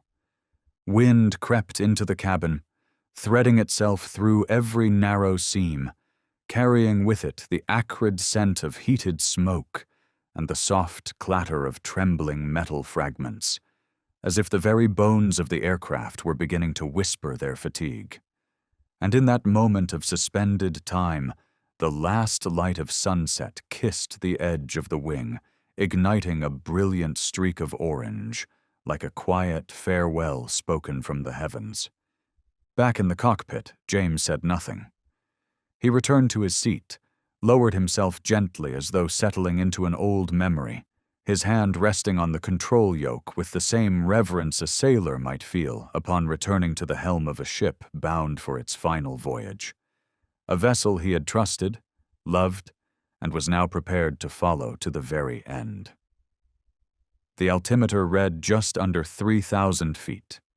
The Rockies loomed directly ahead, no longer distant giants, but sharp, jagged spears of stone that rose like colossal bayonets, ready to tear through anything that dared touch them. And in that fragile instant, fragile like glass held in trembling hands, James did not think of himself.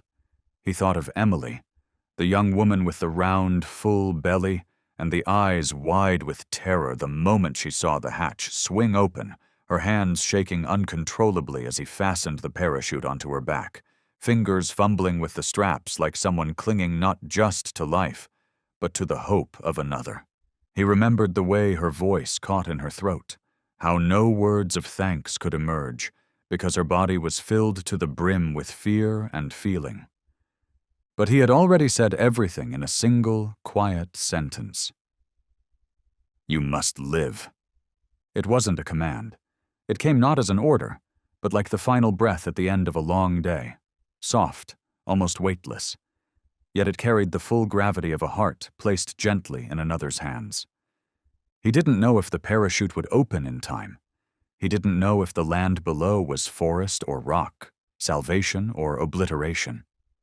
But he knew, he believed, that if anyone was to be entrusted with that one fragile chance, it was her, not because she was pregnant, but because she carried a future that he, after a lifetime spent touching the sky, had never truly held. Behind him, in the rear of the cabin, the whispers of prayer still echoed, faint, broken, fractured by sobs and the violence of a world descending. Some seats had torn free of the floor, careening forward like dice scattered across a tilted table, the organized illusion of civilized life crumbling into a chaos governed only by instinct and whatever faith remained.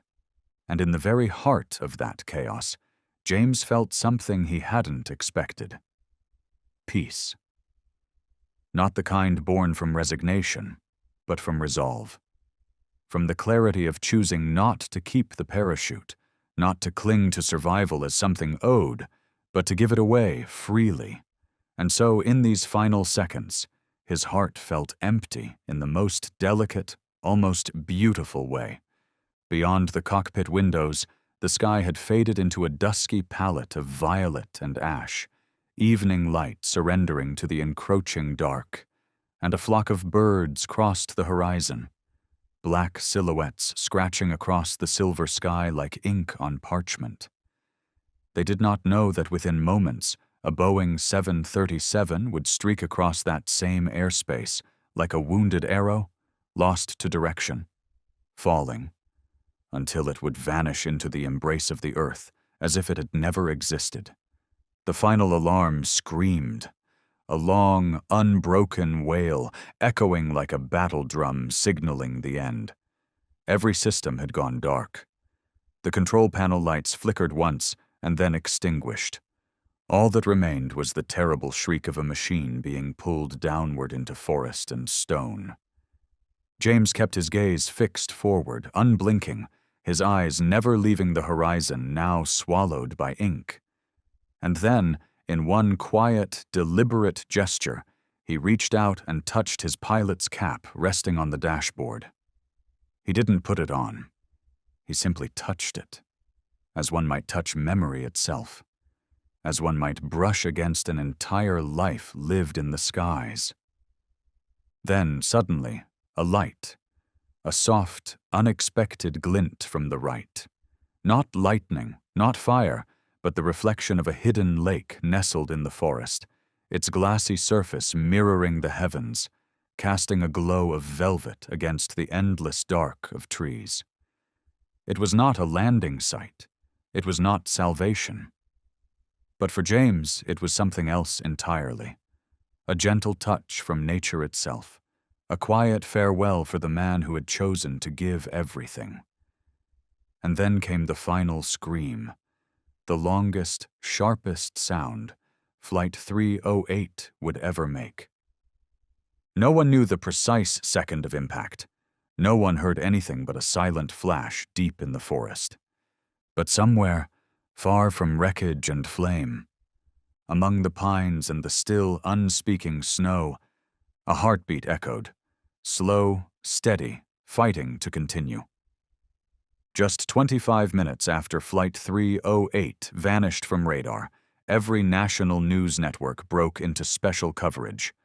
A map blinked across the screen, the electronic display showing a hazy red zone across the Rocky Mountains, marking the last known location of the aircraft, an unforgiving terrain cloaked in snow year-round, with no roads leading directly in. At the Montana Coordination Center, there was no time for hesitation. Within less than an hour, a joint task force was mobilized. Emergency medical teams, firefighters, the National Guard, and specialized mountain search and rescue units. Among the names called into immediate action was one man fastening the last strap of his insulated winter jacket, eyes locked onto the slowly fading blip on the radar screen.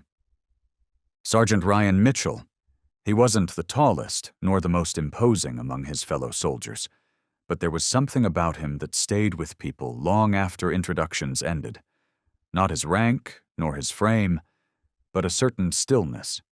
Not the stillness of indifference, but the quiet resolve of someone who had walked through loss and returned from places stripped of human warmth, carrying with him the silence only survivors understand. Beside him, a shadow moved. 4 legs, silent steps.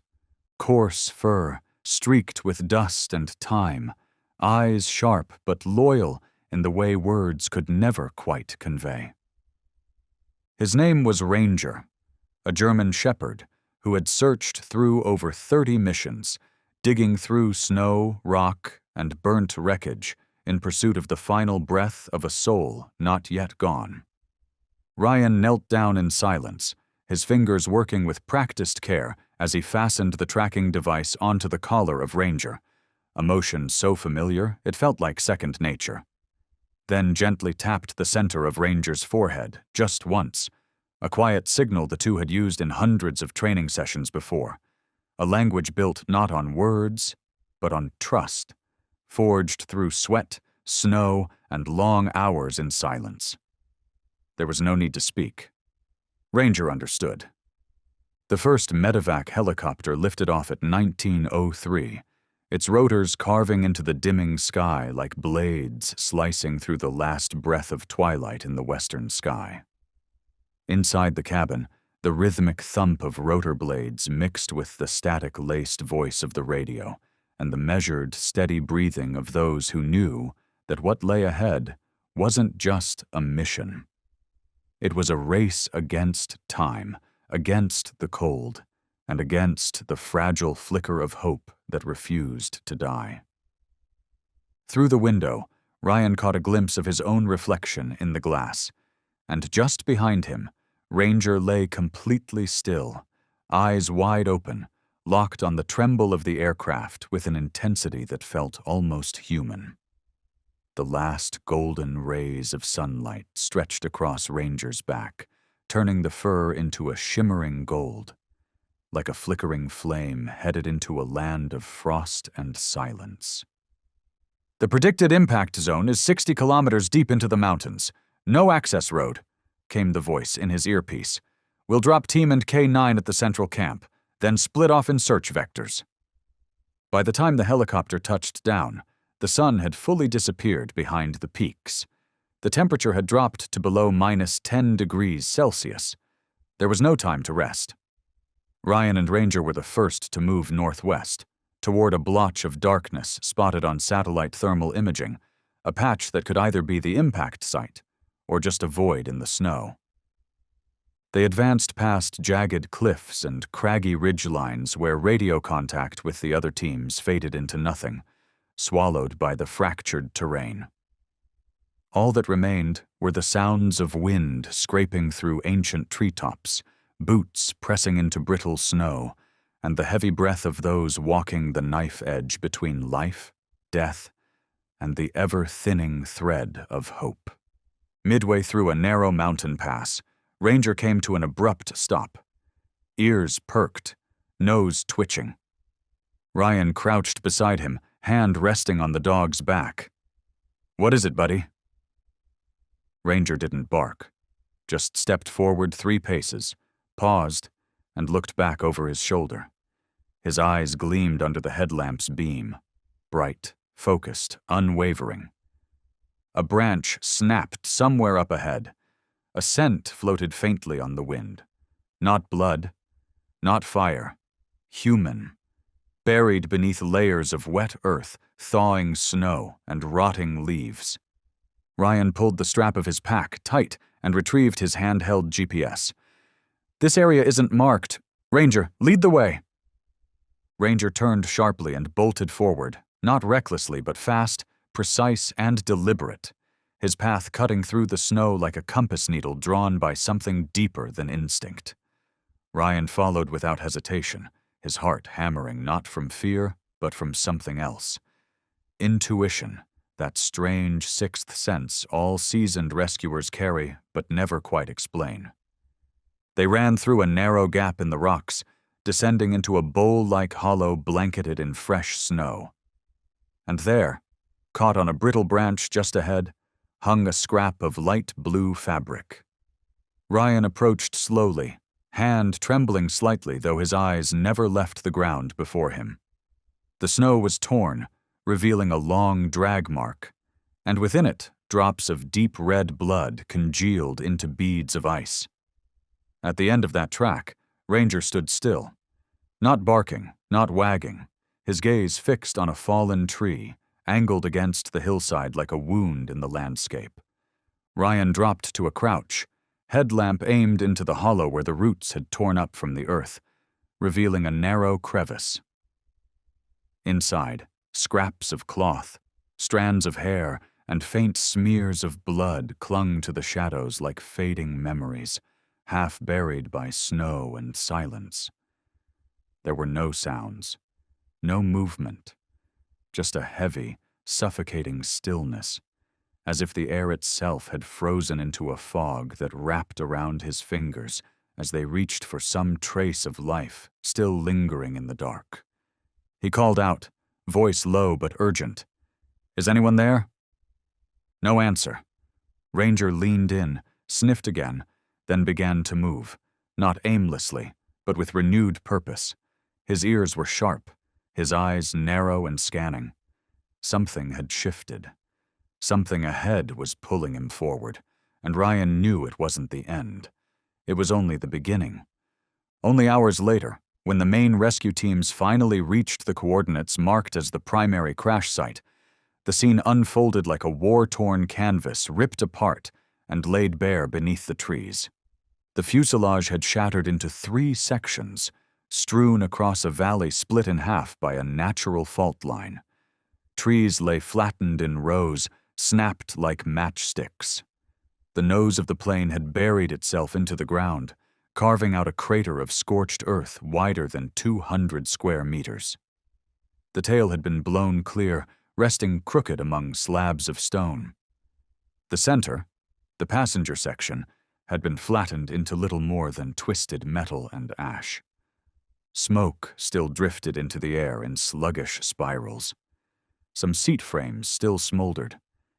And in that cold, desolate place, there were no voices calling out, no cries for help, only the wind and footsteps on wet snow. Ryan stood at the edge of the wreckage, his eyes scanning each shattered piece of the aircraft, each body bag tied around limbs gone cold. Every time Ranger found someone, he didn't bark. He didn't move. He simply sat beside them, quiet and still, like a sentinel paying respects. There was no need for noise.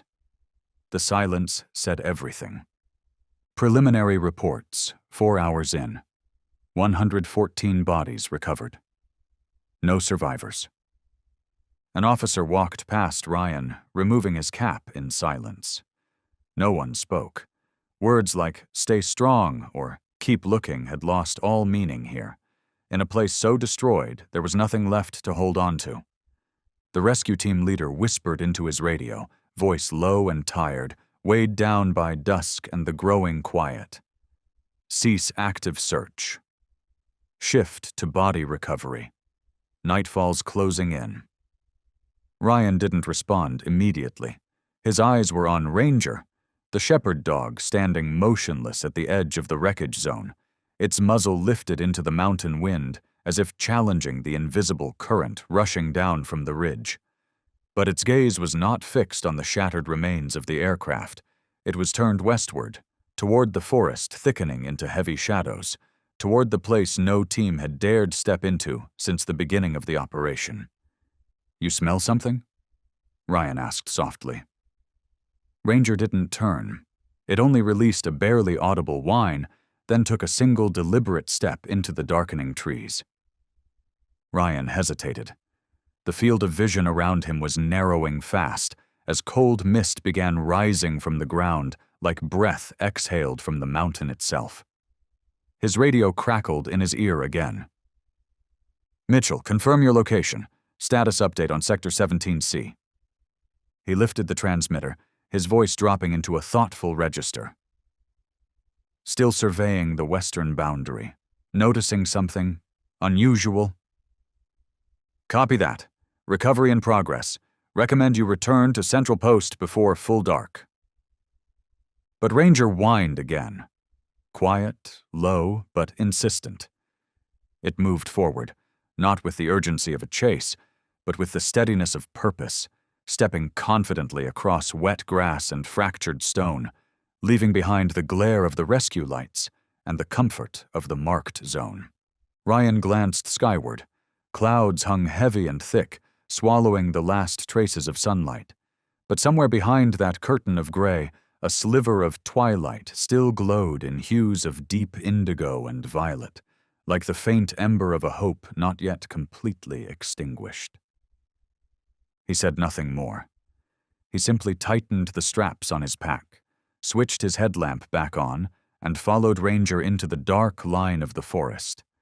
Beyond where the search boundaries ended, beyond where the flags and markers stopped, beyond where voices could carry, into a silence broken only by the wind and the imprint of his boots on the cold, damp earth. And deep in that forest, nearly 7 kilometers from the main crash site, Ranger halted. This time, it did not sit, nor bark, nor whimper. It simply stood, tail still, head tilted slightly as if listening to something Ryan could not hear. Ryan moved forward slowly, eyes scanning the ground. There, a single wildflower, delicate and purple, growing alone in disturbed soil. There, a fabric bag, dirt-stained and half buried beneath a carpet of dead leaves.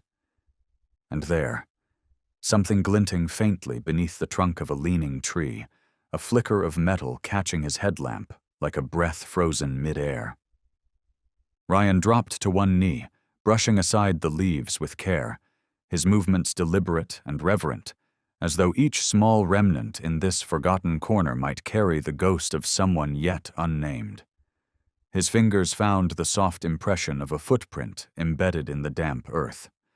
Still whole, untouched by wind or scavengers. The print was small and light, likely a woman. And what made him pause, breath caught in his throat, was the telltale uneven edge at the toe, the subtle skew in the gait, perhaps from someone limping or someone carrying weight to one side. Or someone pregnant. He didn't have time to retrieve his GPS to mark the location before Ranger let out a sudden, sharp whine. Not loud, but urgent.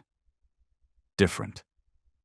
Unlike any alert Ryan had heard across dozens of missions, not the signal for danger, not the scent of death, Ranger lifted its head, ears rising like twin sails into the wind, eyes sweeping the space, and then, with a suddenness that felt pulled by an invisible thread, the dog turned and bolted, not toward what they had just found, but back across the path they had taken, veering sharply left into uncharted forest, a place unmapped, unsearched. Ryan froze. "Ranger!" he called, not to stop him, but from the sheer shock of it. But Ranger didn't stop, didn't slow, didn't look back. Its forelegs carved clean through layers of leaf mold and wet soil, forging ahead into the thick undergrowth where no other human had yet stepped. Ryan stood in the narrow clearing, his back damp with sweat gone cold. In his ear, the radio crackled again, louder, more authoritative now. "Mitchell, confirm your position immediately. You are moving off-grid and exiting approved search radius. Return to your coordinates per direct order." His hand gripped the radio tight, eyes still fixed on the last flicker of movement where Ranger had disappeared. And in that moment, training collided with something older, deeper, a tension between 10 years of disciplined protocol and something more primal, intangible, but utterly compelling. Trust. The kind of trust that had never, not once, steered him wrong. Not with this dog. He pressed the button on the microphone. "I'm following Ranger. He has something. I take full responsibility." "Mitchell, listen clearly. If you continue, you'll lose comms within 3 minutes. Lights dropping fast. Do you confirm?" He didn't answer. Instead, he slowly lowered the radio, fingers loosening. His eyes never left the direction Ranger had gone. The wind hissed through the high branches above, the dying light of late afternoon casting thin bands of gold and ash across his face, like a line drawn between duty and belief. Ranger, now barely visible some 30 meters ahead, had stopped again and turned. Its eyes, glowing faintly through the mist, burned like twin embers. There was no urgency in its stance, only that same unwavering confidence that Ryan would follow. He inhaled deeply, then stepped forward. One step, then another. Then he ran, dry leaves scattered under each footfall, each breath shortened. Cold wind lashed against his cheeks. But he didn't stop. He didn't look back. Because ahead of him, Ranger was gaining speed. Suddenly, Ranger stopped, and Ryan stopped with him, not out of breath, not out of exhaustion, but because something in the air, in the quiet tension around them, screamed that what lay ahead was different, deeply and undeniably different. Ranger crept forward 3 slow steps. No barking, no digging, no sudden sprint. Just a low, almost inaudible whine, drawn out in short, deliberate breaths, like a whisper offered to the forest itself. Ryan reached up and flicked off his headlamp, stepping forward with the slow, steady movement of someone approaching something sacred or forgotten. In front of them was a dense wall of fallen trees, their trunks crisscrossing like a makeshift barricade, sculpted not by wind or storm, but by something, or someone, trying to stay hidden. The wind had stopped. The forest held its breath. The light was fading fast. And then, Ranger lifted his head again, ears twitching. He wasn't staring at a specific point, not locking onto a target the way he usually did. No, his gaze drifted past the trees, past the visible world, toward a space behind the thicket where human eyes could see nothing. But his eyes, trained by instinct older than memory, had already reached something beyond logic, beyond maps, beyond explanation. Ryan didn't move, barely breathed, eyes tracking Ranger's every motion. Around them, the world stood still. No insects, no wind, not even the rustle of branches. As if all of nature had paused, waiting for one final footstep to shatter a silence that had lasted 1,000 years. Ranger let out another soft, urgent whine, then turned, suddenly, decisively, and darted forward, slipping between trunks, pushing past vines, vanishing into the rising mist like a shadow called home. Ryan bolted after him without hesitation, boots pressing deep into the damp underbrush, hands sweeping sharp branches from his path. Every step took him further from the marked zones of safety, deeper into the unknown, off the grid, off the maps, and beyond the reach of anyone who could help. His radio sputtered, voice commands breaking into static, then silence. His GPS light blinked once, then died. Still, Ryan kept moving. He didn't need a signal. All he needed now was the beam of his headlamp slicing through the fog ahead, and the flickering silhouette of the brown-coated shepherd leading the way, driven by a force no training could replicate. The light from his lamp threw Ranger's shadow high onto the trees, dancing like ink in motion across living bark. The breeze returned, this time softer, carrying the scent of damp soil, moss, and something else, something faint, fleeting, unmistakably human. It wasn't sweat, it wasn't blood, it was the scent of a body, a presence, a whisper not yet spoken. They passed through a narrow trail. Could have been made by wildlife, or someone desperate enough to crawl through untouched forest. No footprints, no markings, just a hunch. But Ryan had long since learned to trust the hunches that came with Ranger. He didn't ask questions, didn't doubt. Every pause meant something. Every breath, every quiet growl, every swift movement forward was a signal, a certainty. Ranger knew, and that was enough. After nearly 30 minutes navigating the dense underbrush, they reached a sudden dip in the terrain.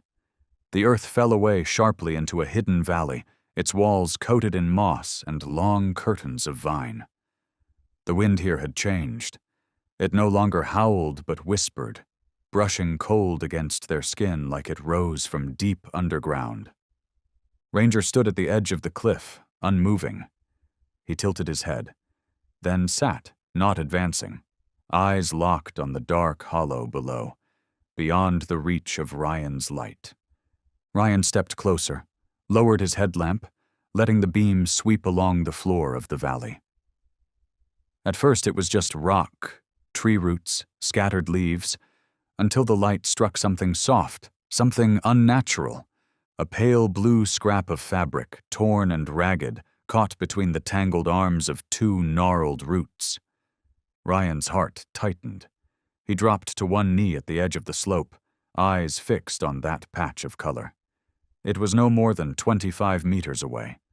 Close enough to see, far enough to be unsure. Every instinct told him to run, but his training told him to wait, to look.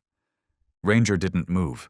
His eyes, once focused on the scrap, now shifted, again, to that empty space in the dark, that place with no light but with an undeniable weight, a presence no one could explain but no one could ignore. Ryan turned on his radio, tried transmitting. Silence. No response. No more communication, no more backup. No one knew where he was now. Only Ryan and Ranger, and ahead of them, something the world had already decided was gone. A breeze drifted through the valley floor, rustling the decaying leaves. A branch dropped from somewhere high, hit the ground with a brittle crack, a sound so quiet, yet loud enough to feel like a summons. Ryan tightened the strap of his headlamp, then began to move forward, each step toward the edge deliberate, each breath heavier than the last. A few more steps, and he'd be close enough to know. Ranger stood again, took 2 steps forward, then lifted his head and let out a soft whine. Brief, low, but laced with urgency. Ryan looked at him, then back toward the dark. His light passed across a patch of yellowed grass, and something moved. Just for a fraction of a second. Not an animal, not clearly human, not clear at all, but real. There was life below. Ryan's chest clenched, not from fear, but from the overwhelming weight of realization. The impossible wasn't impossible anymore. The door they'd all thought locked, sealed by fire and silence, had just opened with the softest push. Ranger cried out again, louder this time, then charged straight down the slope. No order given, no command required. Ryan followed instantly, stumbling over roots, leaping over loose soil, beam of light bouncing wildly along the curve of the valley floor as he chased the only thing that still felt real. When Ranger stopped, the forest went still again. In front of them lay a massive fallen tree, its roots twisted and raised like the broken fingers of a giant's hand, grasping upward towards the sky. Ranger began to dig, one paw, then another, at a thick bed of leaves pressed tight against the base of the trunk. Ryan dropped beside him. "Show me, Ranger," he whispered. Ranger stepped back half a pace, eyes never leaving the ground. With bare hands, Ryan pulled the layers of decay aside. The earth was wet, cold, the scent of rot strong and heavy. He didn't wear gloves. He needed to feel it, every shift, every detail. Beneath the 3rd layer of dirt and debris, a scrap of fabric emerged, blue, frayed, stained with old, dried blood. Ryan froze. No words, no breath. Then, slowly, he swept further, deeper, until his fingers brushed skin. A hand. Pale. Thin. Curled beneath the roots. "Oh, God," Ryan murmured, voice breaking into mist. He pressed 2 fingers to the woman's wrist. The skin was ice, but the pulse, faint, so faint, was there. "Emily Blake," he whispered, as though naming a ghost he'd never met, but had carried with him for weeks in fragments, search reports, victim lists, hopeless updates. And now suddenly, she wasn't a name anymore. She was here. Real. Alive, so delicate, so fragile, that even the wind could have broken her. And yet somehow, she had held on. She was unconscious, her face smeared with dried blood and streaks of mud, her hair matted into wild tangles, looking more like the remnants of a decaying forest than anything human. A long tear ran down the side of her torso, the fabric of her shirt soaked into a dark stain where blood had mingled with dirt, and her abdomen, unmistakably rounded, 7th month, maybe more, rose beneath the cloth in silent testimony to the fight still taking place within her. Ryan brought the beam of his headlamp closer, carefully tracing the light along the contour of her body. Fresh blood was seeping out. Not a lot, but it was flowing. His gaze dropped to her belly, and for the first time, he saw it. A soft, irregular ripple beneath the thin fabric. Faint, uneven, but unmistakable. She was in labor. Ryan inhaled deeply, tightened the strap of his backpack, unzipped the medical kit with deliberate hands. "Stay calm," he told himself, not only as instruction, but as prayer, as a lifeline tethering both himself and the woman lying in front of him, unconscious but not yet lost. Ranger remained motionless beside her, silent and still, eyes locked on Emily's face with a focus so intense it felt almost human, as if the dog, too, was willing breath into her chest, begging silently for life to hold on just a little longer. Ryan checked the basic vitals: pulse, breath, pupils. Her reactions were slow, but present. There was still something to hold on to. He reached for the canteen, moistened a clean cloth, and gently wiped the crusted blood from the corners of her mouth. Then, leaning in close, voice low and steady, he whispered, "Emily, can you hear me? My name is Ryan. I'm here to get you out of this." No answer, but then a sound. Barely a whimper, soft as wind brushing the treetops. But to Ryan, it was the most alive sound he'd heard through the entire search. He immediately triggered the emergency radio. "Command, this is Mitchell. I have located a survivor. Female. Unconscious. Bleeding. Signs of active labor. Requesting immediate evac." Static. Then silence. He repeated it, again. No reply. He clenched the mic, but he didn't curse. He couldn't afford rage, not now. He had one job: sustain life until help could find them.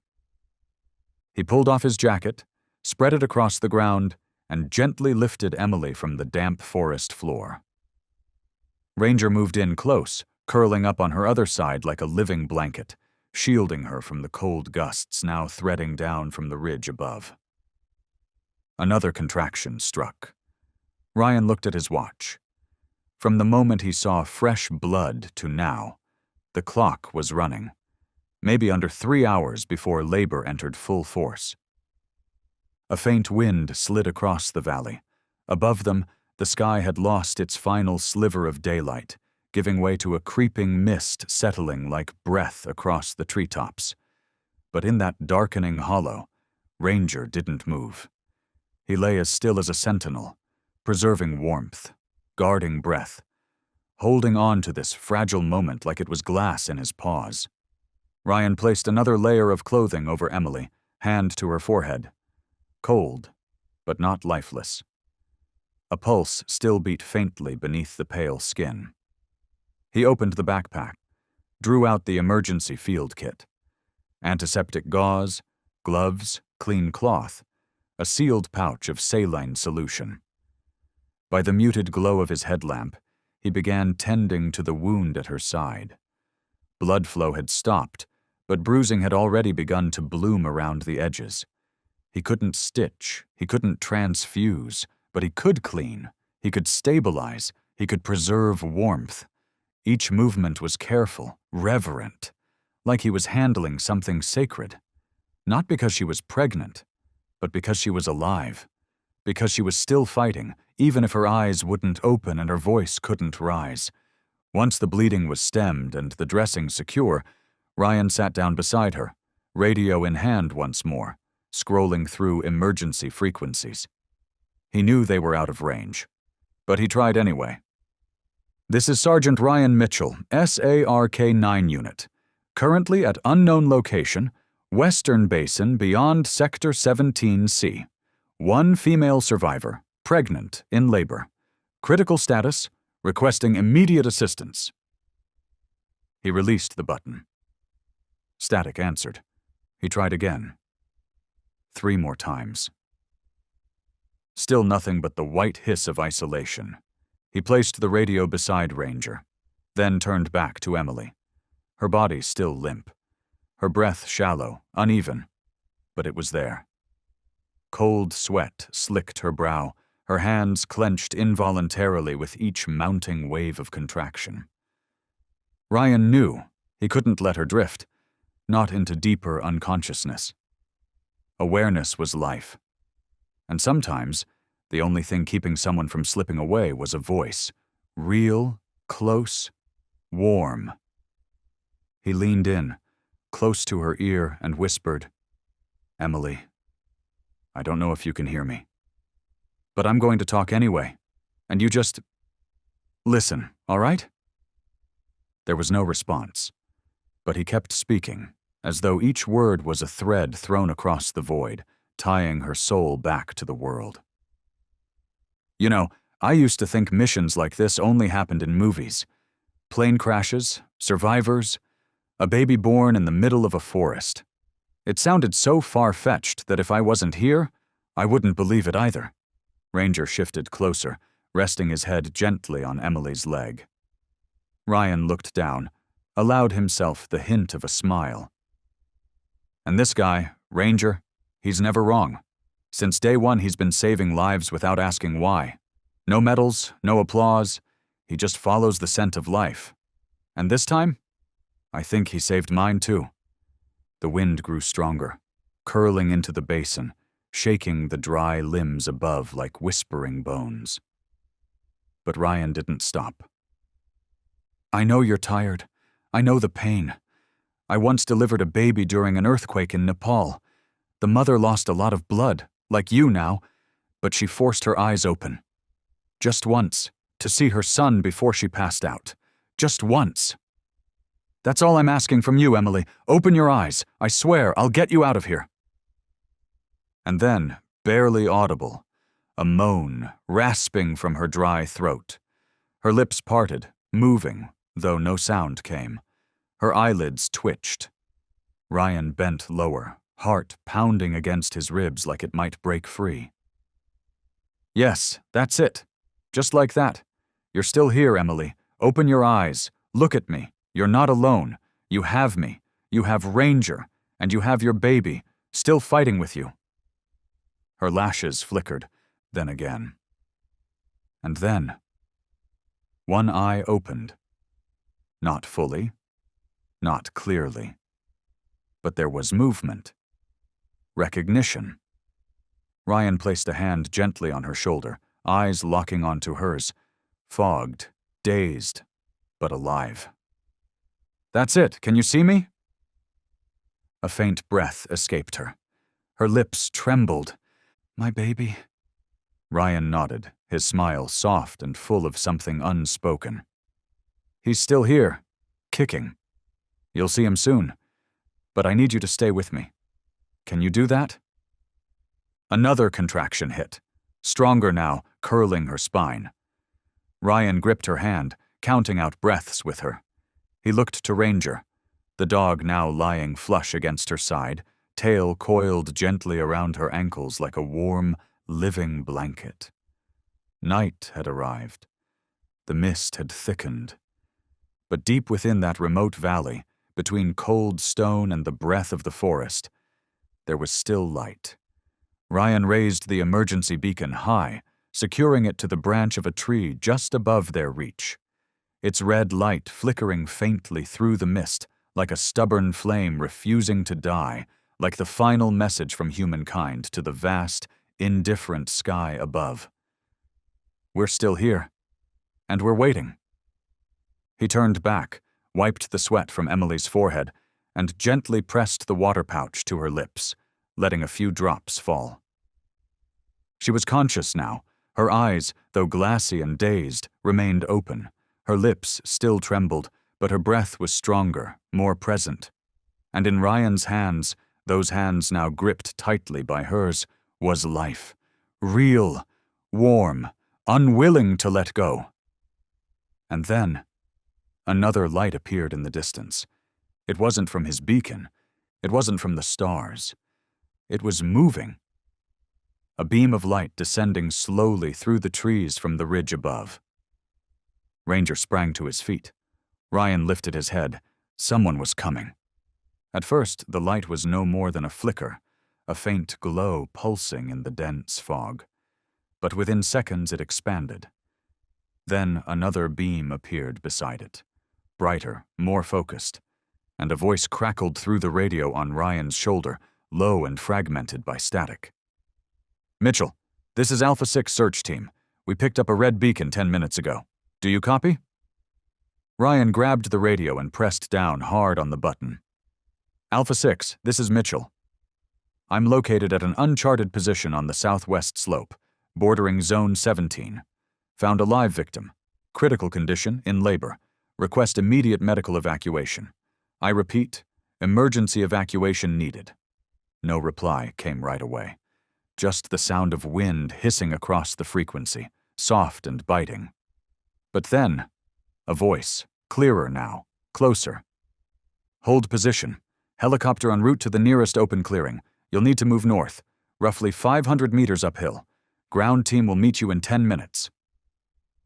Ryan nodded, even though no one could see. He turned to Ranger. Get ready. We're taking her up. Ranger let out a short whine and moved closer to Emily, standing guard at her side, as if he already understood the weight of what came next. Ryan knelt, gave one final check to the field kit, reinforced the bandages on Emily's abdomen and hips, then slipped his arms under her, lifting her with slow but firm care, every motion deliberate, swift, and brimming with urgency.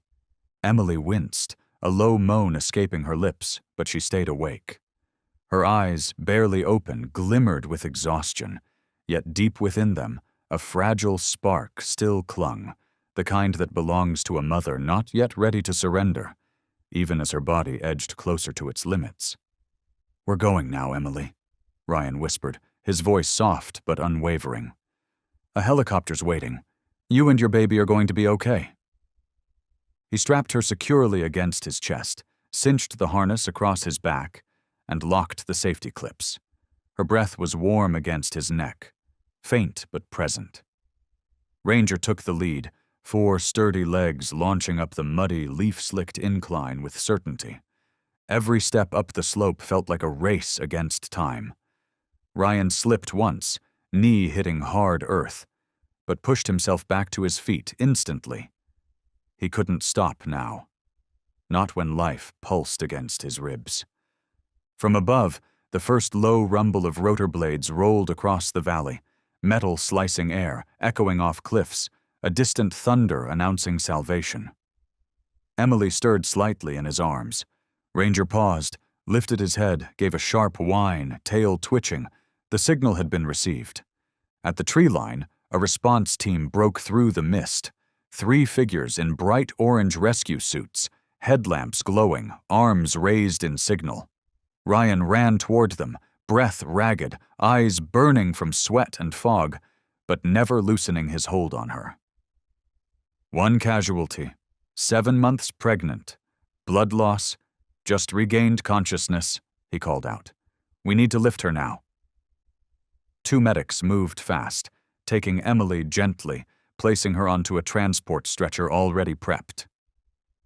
Ranger circled once, then returned to Ryan's side, sitting with tongue out, eyes locked on the woman now entrusted to others, like he understood how fragile every second had become. Above, the helicopter hovered into position, stirring the tall grass into a frenzy. Its spotlight cut through the forest canopy, a blazing shaft of light against the gray that had cloaked them for days. Rotor winds pushed down like a wave, rustling every branch, lifting dirt and swallowing sound. Emily was secured to the lift harness first. Ryan watched from below, hands clenched, breath caught in his chest, as she rose into the air. Then someone turned to him. You're coming too, dog as well. Ryan didn't answer. He just nodded. Knelt to reattach Ranger's harness, then clipped himself to the second lift line. Bozeman Regional Hospital, 0316 a.m. The ER doors burst open. Nurses rushed forward. Emily was wheeled straight into surgery. A doctor jogged beside the gurney, barking orders into a radio. No one asked Ryan's name. No one asked why he was there. They just saw a man covered in dirt, eyes sunken from sleepless nights, shirt torn at the shoulder, and a German shepherd curled under the bench in the waiting area. Soaked through, paws muddy, eyes never leaving the door that had just closed. Ryan sat down. For the first time since the distress signal from Flight 308 disappeared, he let himself exhale. Ranger sat beside him, eyes half closed, breathing slow. 7:47 a.m. Search Command Center, Montana. The door opened. Ryan walked in. The room fell silent. Everyone stood. No one spoke for a moment. The only sound was the steady ping of radar still scanning gray zones for lost signals. A senior officer rose to his feet. "Mitchell?" Ryan nodded. "Emily Blake is alive," he said. "She went into labor. They took her into emergency surgery at dawn." A logistics technician blinked, stunned. "But how did you find that path? That sector wasn't even on the grid." Ryan turned, glanced down at Ranger. "Him. No map is more accurate than his nose." Ranger didn't bark. He just stood beside Ryan, lifted his head, ears tall and sharp. And in that moment, everyone in the room understood that the true guide through that night hadn't worn a badge, but carried eyes that listened to the silence between every heartbeat. That evening, when the chaos had quieted and the noise had settled into a lull, Ryan stepped out into the hospital corridor. He didn't ask to speak to a doctor. He didn't request an update. He just needed a moment to breathe. On the 5th-floor balcony, looking down at the fog-covered streets of Bozeman, he leaned against the cold railing, silent. Ranger lay quietly by his feet, head resting on crossed front paws, gaze never drifting far from his handler. And then, a door clicked open behind them. A figure stepped out. A soft voice broke the quiet. "You're the one who brought her in, aren't you?" Ryan turned. Under the pale light, a young doctor stood in the doorway, blood still dried on his sleeve. His face was tired, worn from hours in the OR, but in his eyes there was a gleam of something that had survived, something that had borne witness, something, perhaps, that had been touched by grace. "Is she going to be all right?" Ryan asked, his voice rough and dry, scraped thin by nearly a full day without sleep, without rest, without pause. The doctor gave a small nod, and it felt less like a gesture and more like his entire body, cell by weary cell, was finally exhaling after holding its breath far too long. "She's all right, and the baby too." A beat of silence passed. Not because there was nothing more to say, but because the words that belonged to this moment were too large to be spoken in anything less than reverence. The doctor continued, softer now, as if speaking more to himself than to anyone else in the room. "A boy, preterm, but strong. So strong that the moment he was born, he let out a cry so loud the whole surgical team froze. None of us could believe it." He paused, then looked Ryan straight in the eye, as if trying to ground the impossible. "That they both survived what they did." Ryan didn't answer. He didn't need to. He simply bowed his head, not in disbelief but in something quieter, deeper, gratitude that reached beyond language. His eyes wanted to close, but his heart had never been more open. And Ranger, lying silently at his feet, lifted his head, as if he too felt something shift in the room, something bigger than instinct, deeper than duty. "She asked about you," the doctor added gently. "As soon as she woke up, she said, 'Where is the one who brought me out of the forest?'" Ryan stood straighter, breathing easier. "I only did my part. Ranger was the one who found her." The doctor smiled, small and sincere. "There are some people born to protect life, and there are some dogs born to remind us that loyalty doesn't need words." 3 days later, room 207. Morning light filtered through the thin white curtains of Bozeman General, casting a soft glow over the quiet hospital room where Emily Blake now rested. Her face pale but peaceful, her hair brushed and tied neatly back, her arms cradling a newborn wrapped in a cream-colored blanket. Still sleeping. Still safe. The doctor entered, and behind him, Ryan. He walked slowly, No longer in uniform, just a simple shirt and worn field pants still faintly marked with old mud. Ranger followed closely, his steps so light that the wooden floor didn't even creak. Emily looked up. Her eyes were still puffy from the aftermath of labor, but clearer now. Deeper somehow, like someone who had walked through another world and wasn't entirely certain yet that she had truly returned. "We've met before, haven't we?" she said softly, with a faint smile. Ryan nodded. "At last." She turned toward the bassinet beside her. "Would you like to meet my son?" Ryan stepped closer. He leaned in, and he saw the face of a child. The skin still wrinkled, lips a delicate shade of rose, a tiny fist curled as if holding on to something unseen. Thin black hair pressed to the forehead in a perfect swirl. "He looks just like his mother," Ryan said quietly. Emily nodded slowly, her eyes locked on the child, as though still trying to convince herself that this miracle was not a dream, but flesh and breath and real. "I named him James." Ryan froze. She looked at him, voice calm, eyes unwavering as she continued. "James Carter Blake, after the man who gave me the last parachute." The room stilled. Ranger lay beside the bed, his head resting on his paws, eyes half closed, as if sensing the sacredness of that moment. The silence that needed no words. Ryan bowed his head, one hand resting lightly on the edge of the crib. "James Carter," he repeated, like a vow spoken to the sky. News of Emily's survival, and the rescue that brought her and her child back, spread quickly. From local morning broadcasts in Montana to international coverage, the story of the mother saved by a K-9 swept like wildfire across pine-covered hills. But what silenced the world wasn't the happy ending. It was what came before. The story of a pilot named James Carter, who gave away the final parachute to save a passenger he had never even spoken to. The media called him the hero who never came home. Headlines read, "Pilot dies so another life can be born."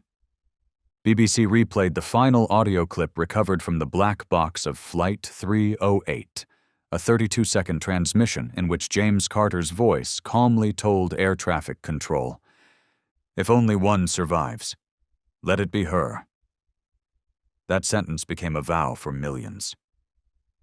A small statue was erected outside Bozeman General Hospital. Nothing grand, just a parachute cast in bronze, turned upside down in the wind, beneath it a simple inscription, "For one life, he let go." A week later, in room 207, the late afternoon sun stretched across the corner of the wall. Emily was holding her baby when the door creaked softly open. Ryan stepped in. Ranger followed, this time wearing a small fabric scarf embroidered with the name James. "I heard they're holding a ceremony to award Captain Carter posthumously next week?" Emily asked, her gaze still fixed on the child. Ryan nodded. "At Arlington. His family's flying in from New Jersey." Emily looked down at James. "I want to be there. I want my son to hear the name of the man whose blood he doesn't carry, but whose sacrifice lives in his breath." Ryan was silent for a long moment, then said softly, "And your son should know. His mother fought, too, as bravely as the man who gave her his chance to live." Emily smiled, turning toward him. "Will you be there?" Ryan didn't answer immediately, but his eyes dropped to Ranger, and the slow, steady nod of the dog was all the answer that was needed. On the small wooden table by the window, the light of sunset fell across a newly framed photograph. Emily holding James, Ryan standing beside her, Ranger seated at their feet. No one smiled broadly, no one raised a hand. It was just a still moment, quiet, real, complete. And then a knock. A young nurse stepped in, holding a cream envelope, stamped and sealed. "It's from the National Aviation Board," she said, "for the mother and the rescuer from Flight 308. Ryan took it. On the front, there were only 3 handwritten words. For the boy. No official seal, no formal letterhead. Just a line, scrawled in the quick, unpolished ink of someone who worked in the background. Direct, brief, and sincere. Emily looked at Ryan. He opened the envelope. Inside was a secure memory drive, a neatly printed letter, and one final note written in blue ink.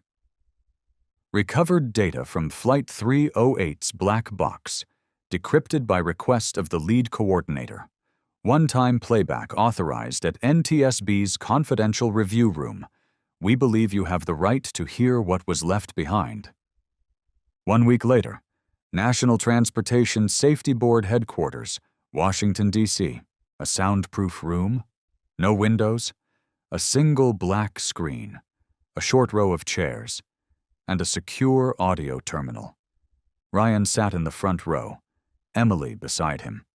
Baby James was being cared for by medical staff nearby. Ranger was not in the room, but waited in the hallway, quietly, faithfully, as he always had. A technician entered the room without a word, nodded softly in greeting, and slid a small silver USB drive into the decoder's port.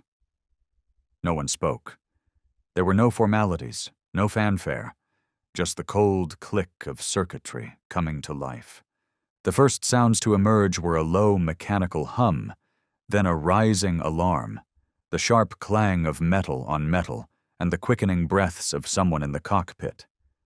Derek's voice, young, taut, unmistakably strained, broke through first. "We've lost Engine 2 completely. Emergency landing clearance. Where's the signal? I can't hear them." Then came James Carter. Calm, grounded, not sharp, not panicked. "Maintain heading. Prioritize trim. Drop comms. Focus." A pause followed, long enough to feel like it was holding its breath. Then a shriek of metal against wind, the fuselage groaning mid-descent. And over it came the next voice. "We've got 3 chutes.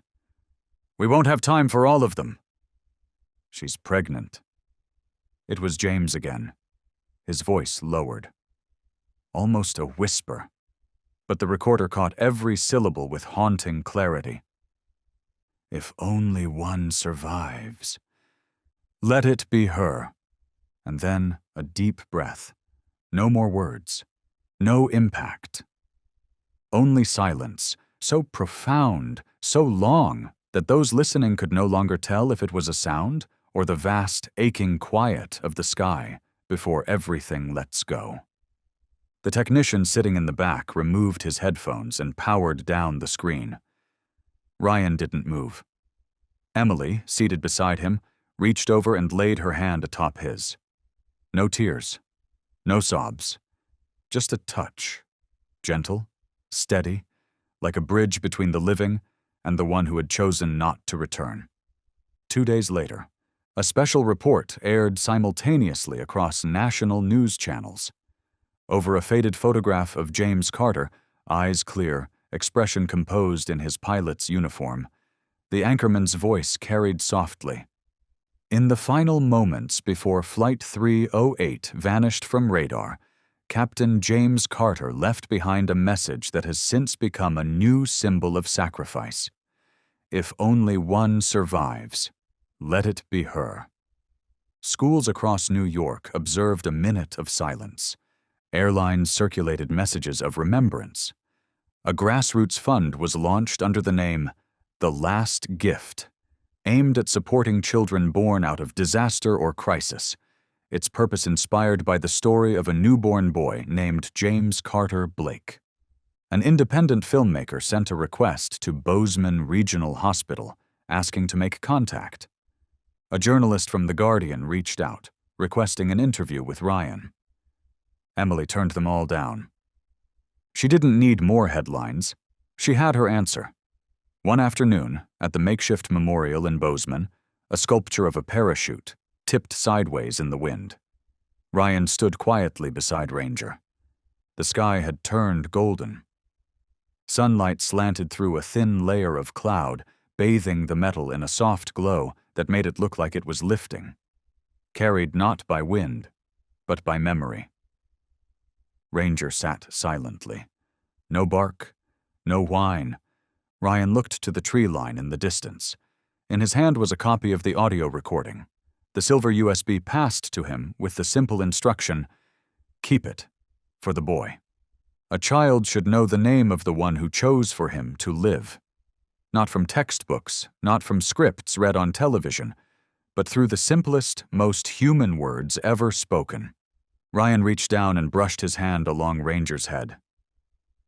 "You heard something too, didn't you, old boy?" Ranger looked up, and in those aged, steady eyes, there was something beyond language, something not meant to be explained, just carried, like the final line from the black box, spoken not to ears, but to hearts. And then, a soft shuffle behind them. Ryan turned.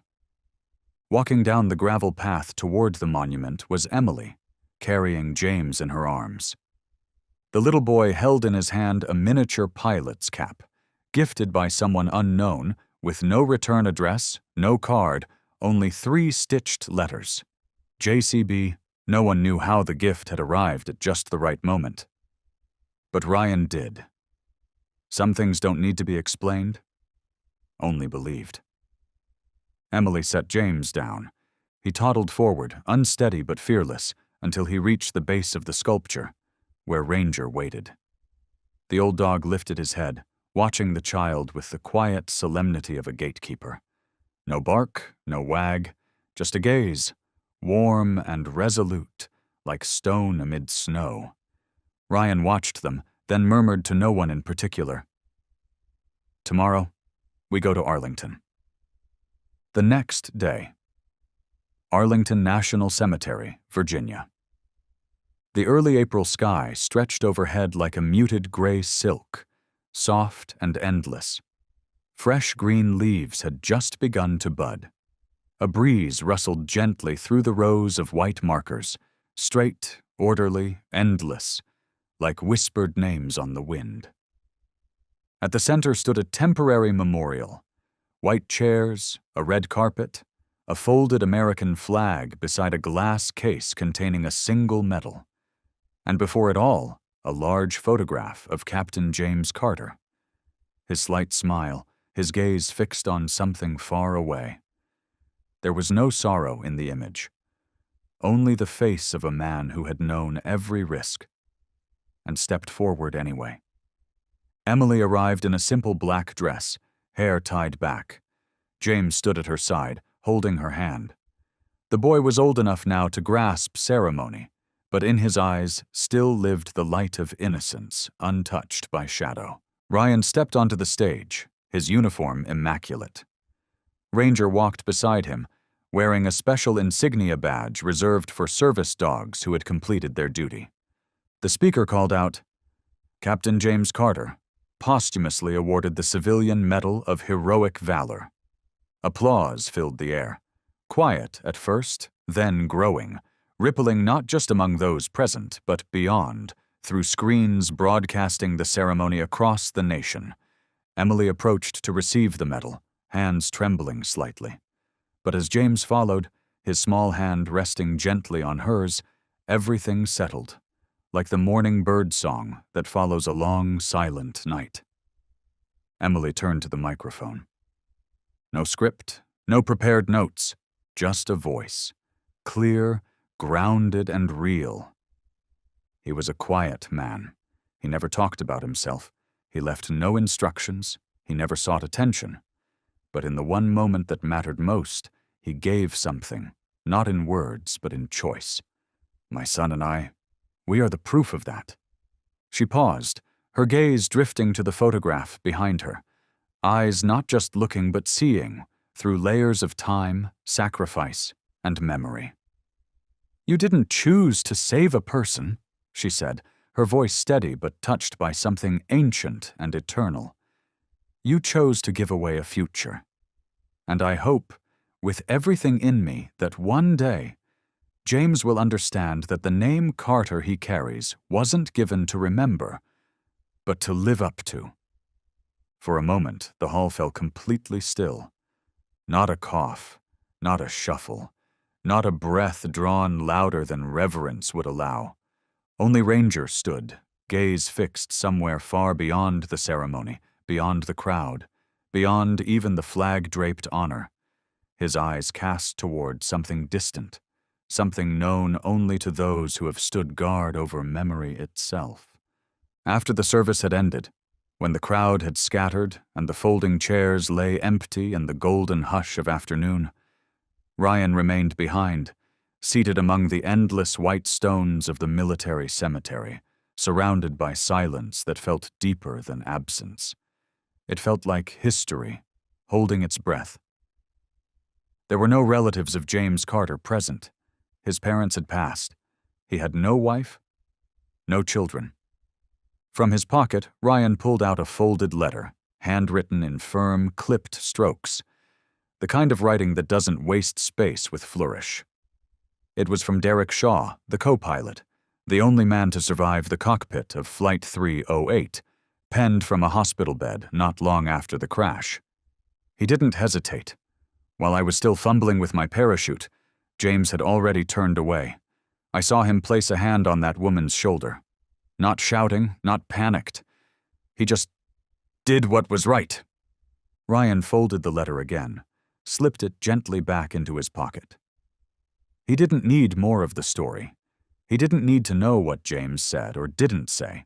He only needed to hold on to the image of a man who had lived fully enough to leave behind light even as he stepped into darkness. On the hill, near where the ceremony had taken place, James, the boy, was running between the rows of empty chairs, his small hand gripping a toy pilot's cap, too big for him, but worn with pride. He stopped at the center, his feet planted in a patch of sunlight, and looked up at the sky, just as the last golden rays broke through the clouds. Emily approached, kneeling beside her son. "Do you want to know what kind of man your namesake was?" she asked. James nodded. She pointed to the sky. "He was the kind of man who helped you see that sky." James tilted his head up, and then he smiled. As the final visitors drifted away from the memorial, Ranger still had not moved.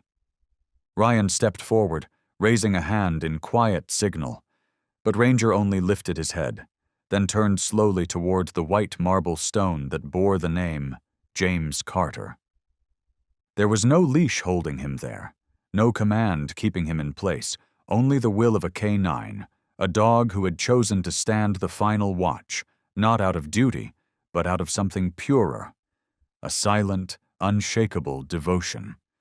The setting sun spilled its amber light across the western trees, washing the ground in deep, molten gold, illuminating every blade of grass, every etched name, every fold in the earth as if the world itself was bowing in quiet acknowledgement.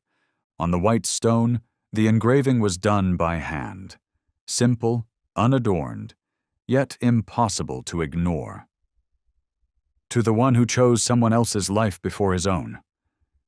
Beneath it, there was no biography, no rank, only a single engraving of an open parachute tilting in the wind, drawn not as if it had fallen, but as if it were still catching air, still holding someone aloft. Ryan sat beside Ranger.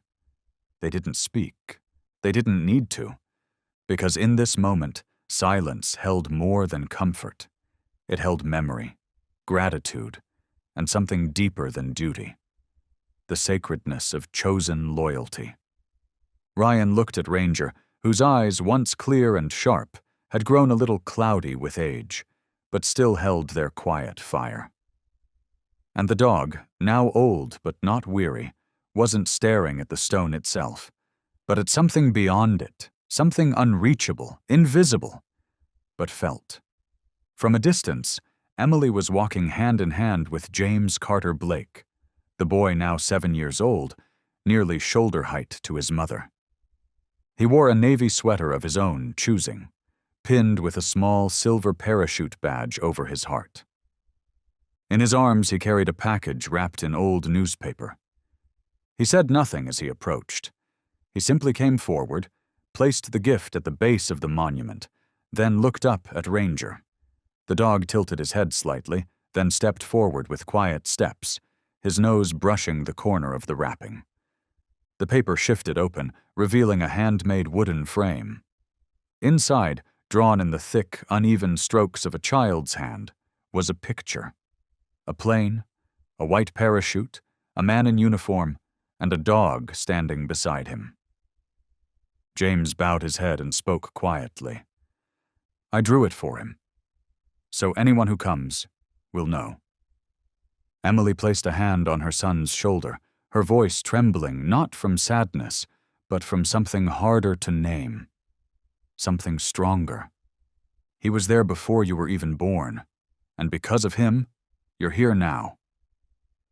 James said nothing, but after a long moment he looked at the headstone and spoke, not in a whisper.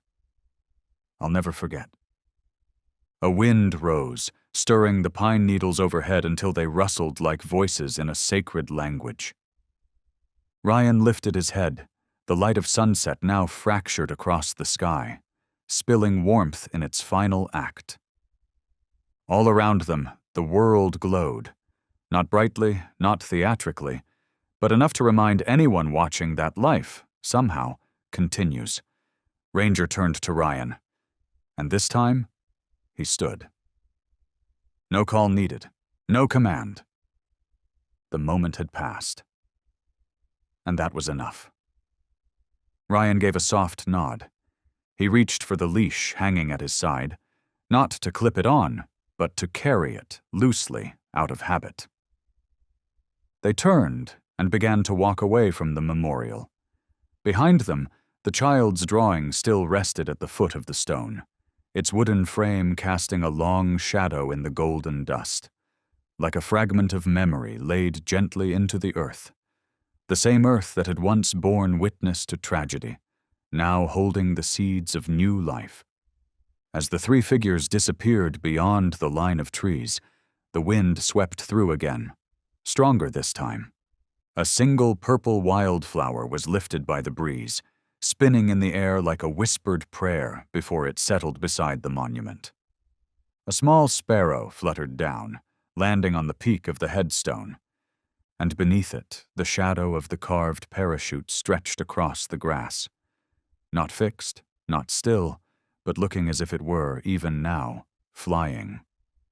And somewhere far from here, in a modest hallway of the local elementary school, the drawing of James Carter and Ranger had been placed inside a glass frame. Its title, The Last Gift. No one knew how long James had spent drawing it. No one had told him how to sketch a parachute that looked so true to life. They only knew that when someone asked him, "Where do you think he is now?"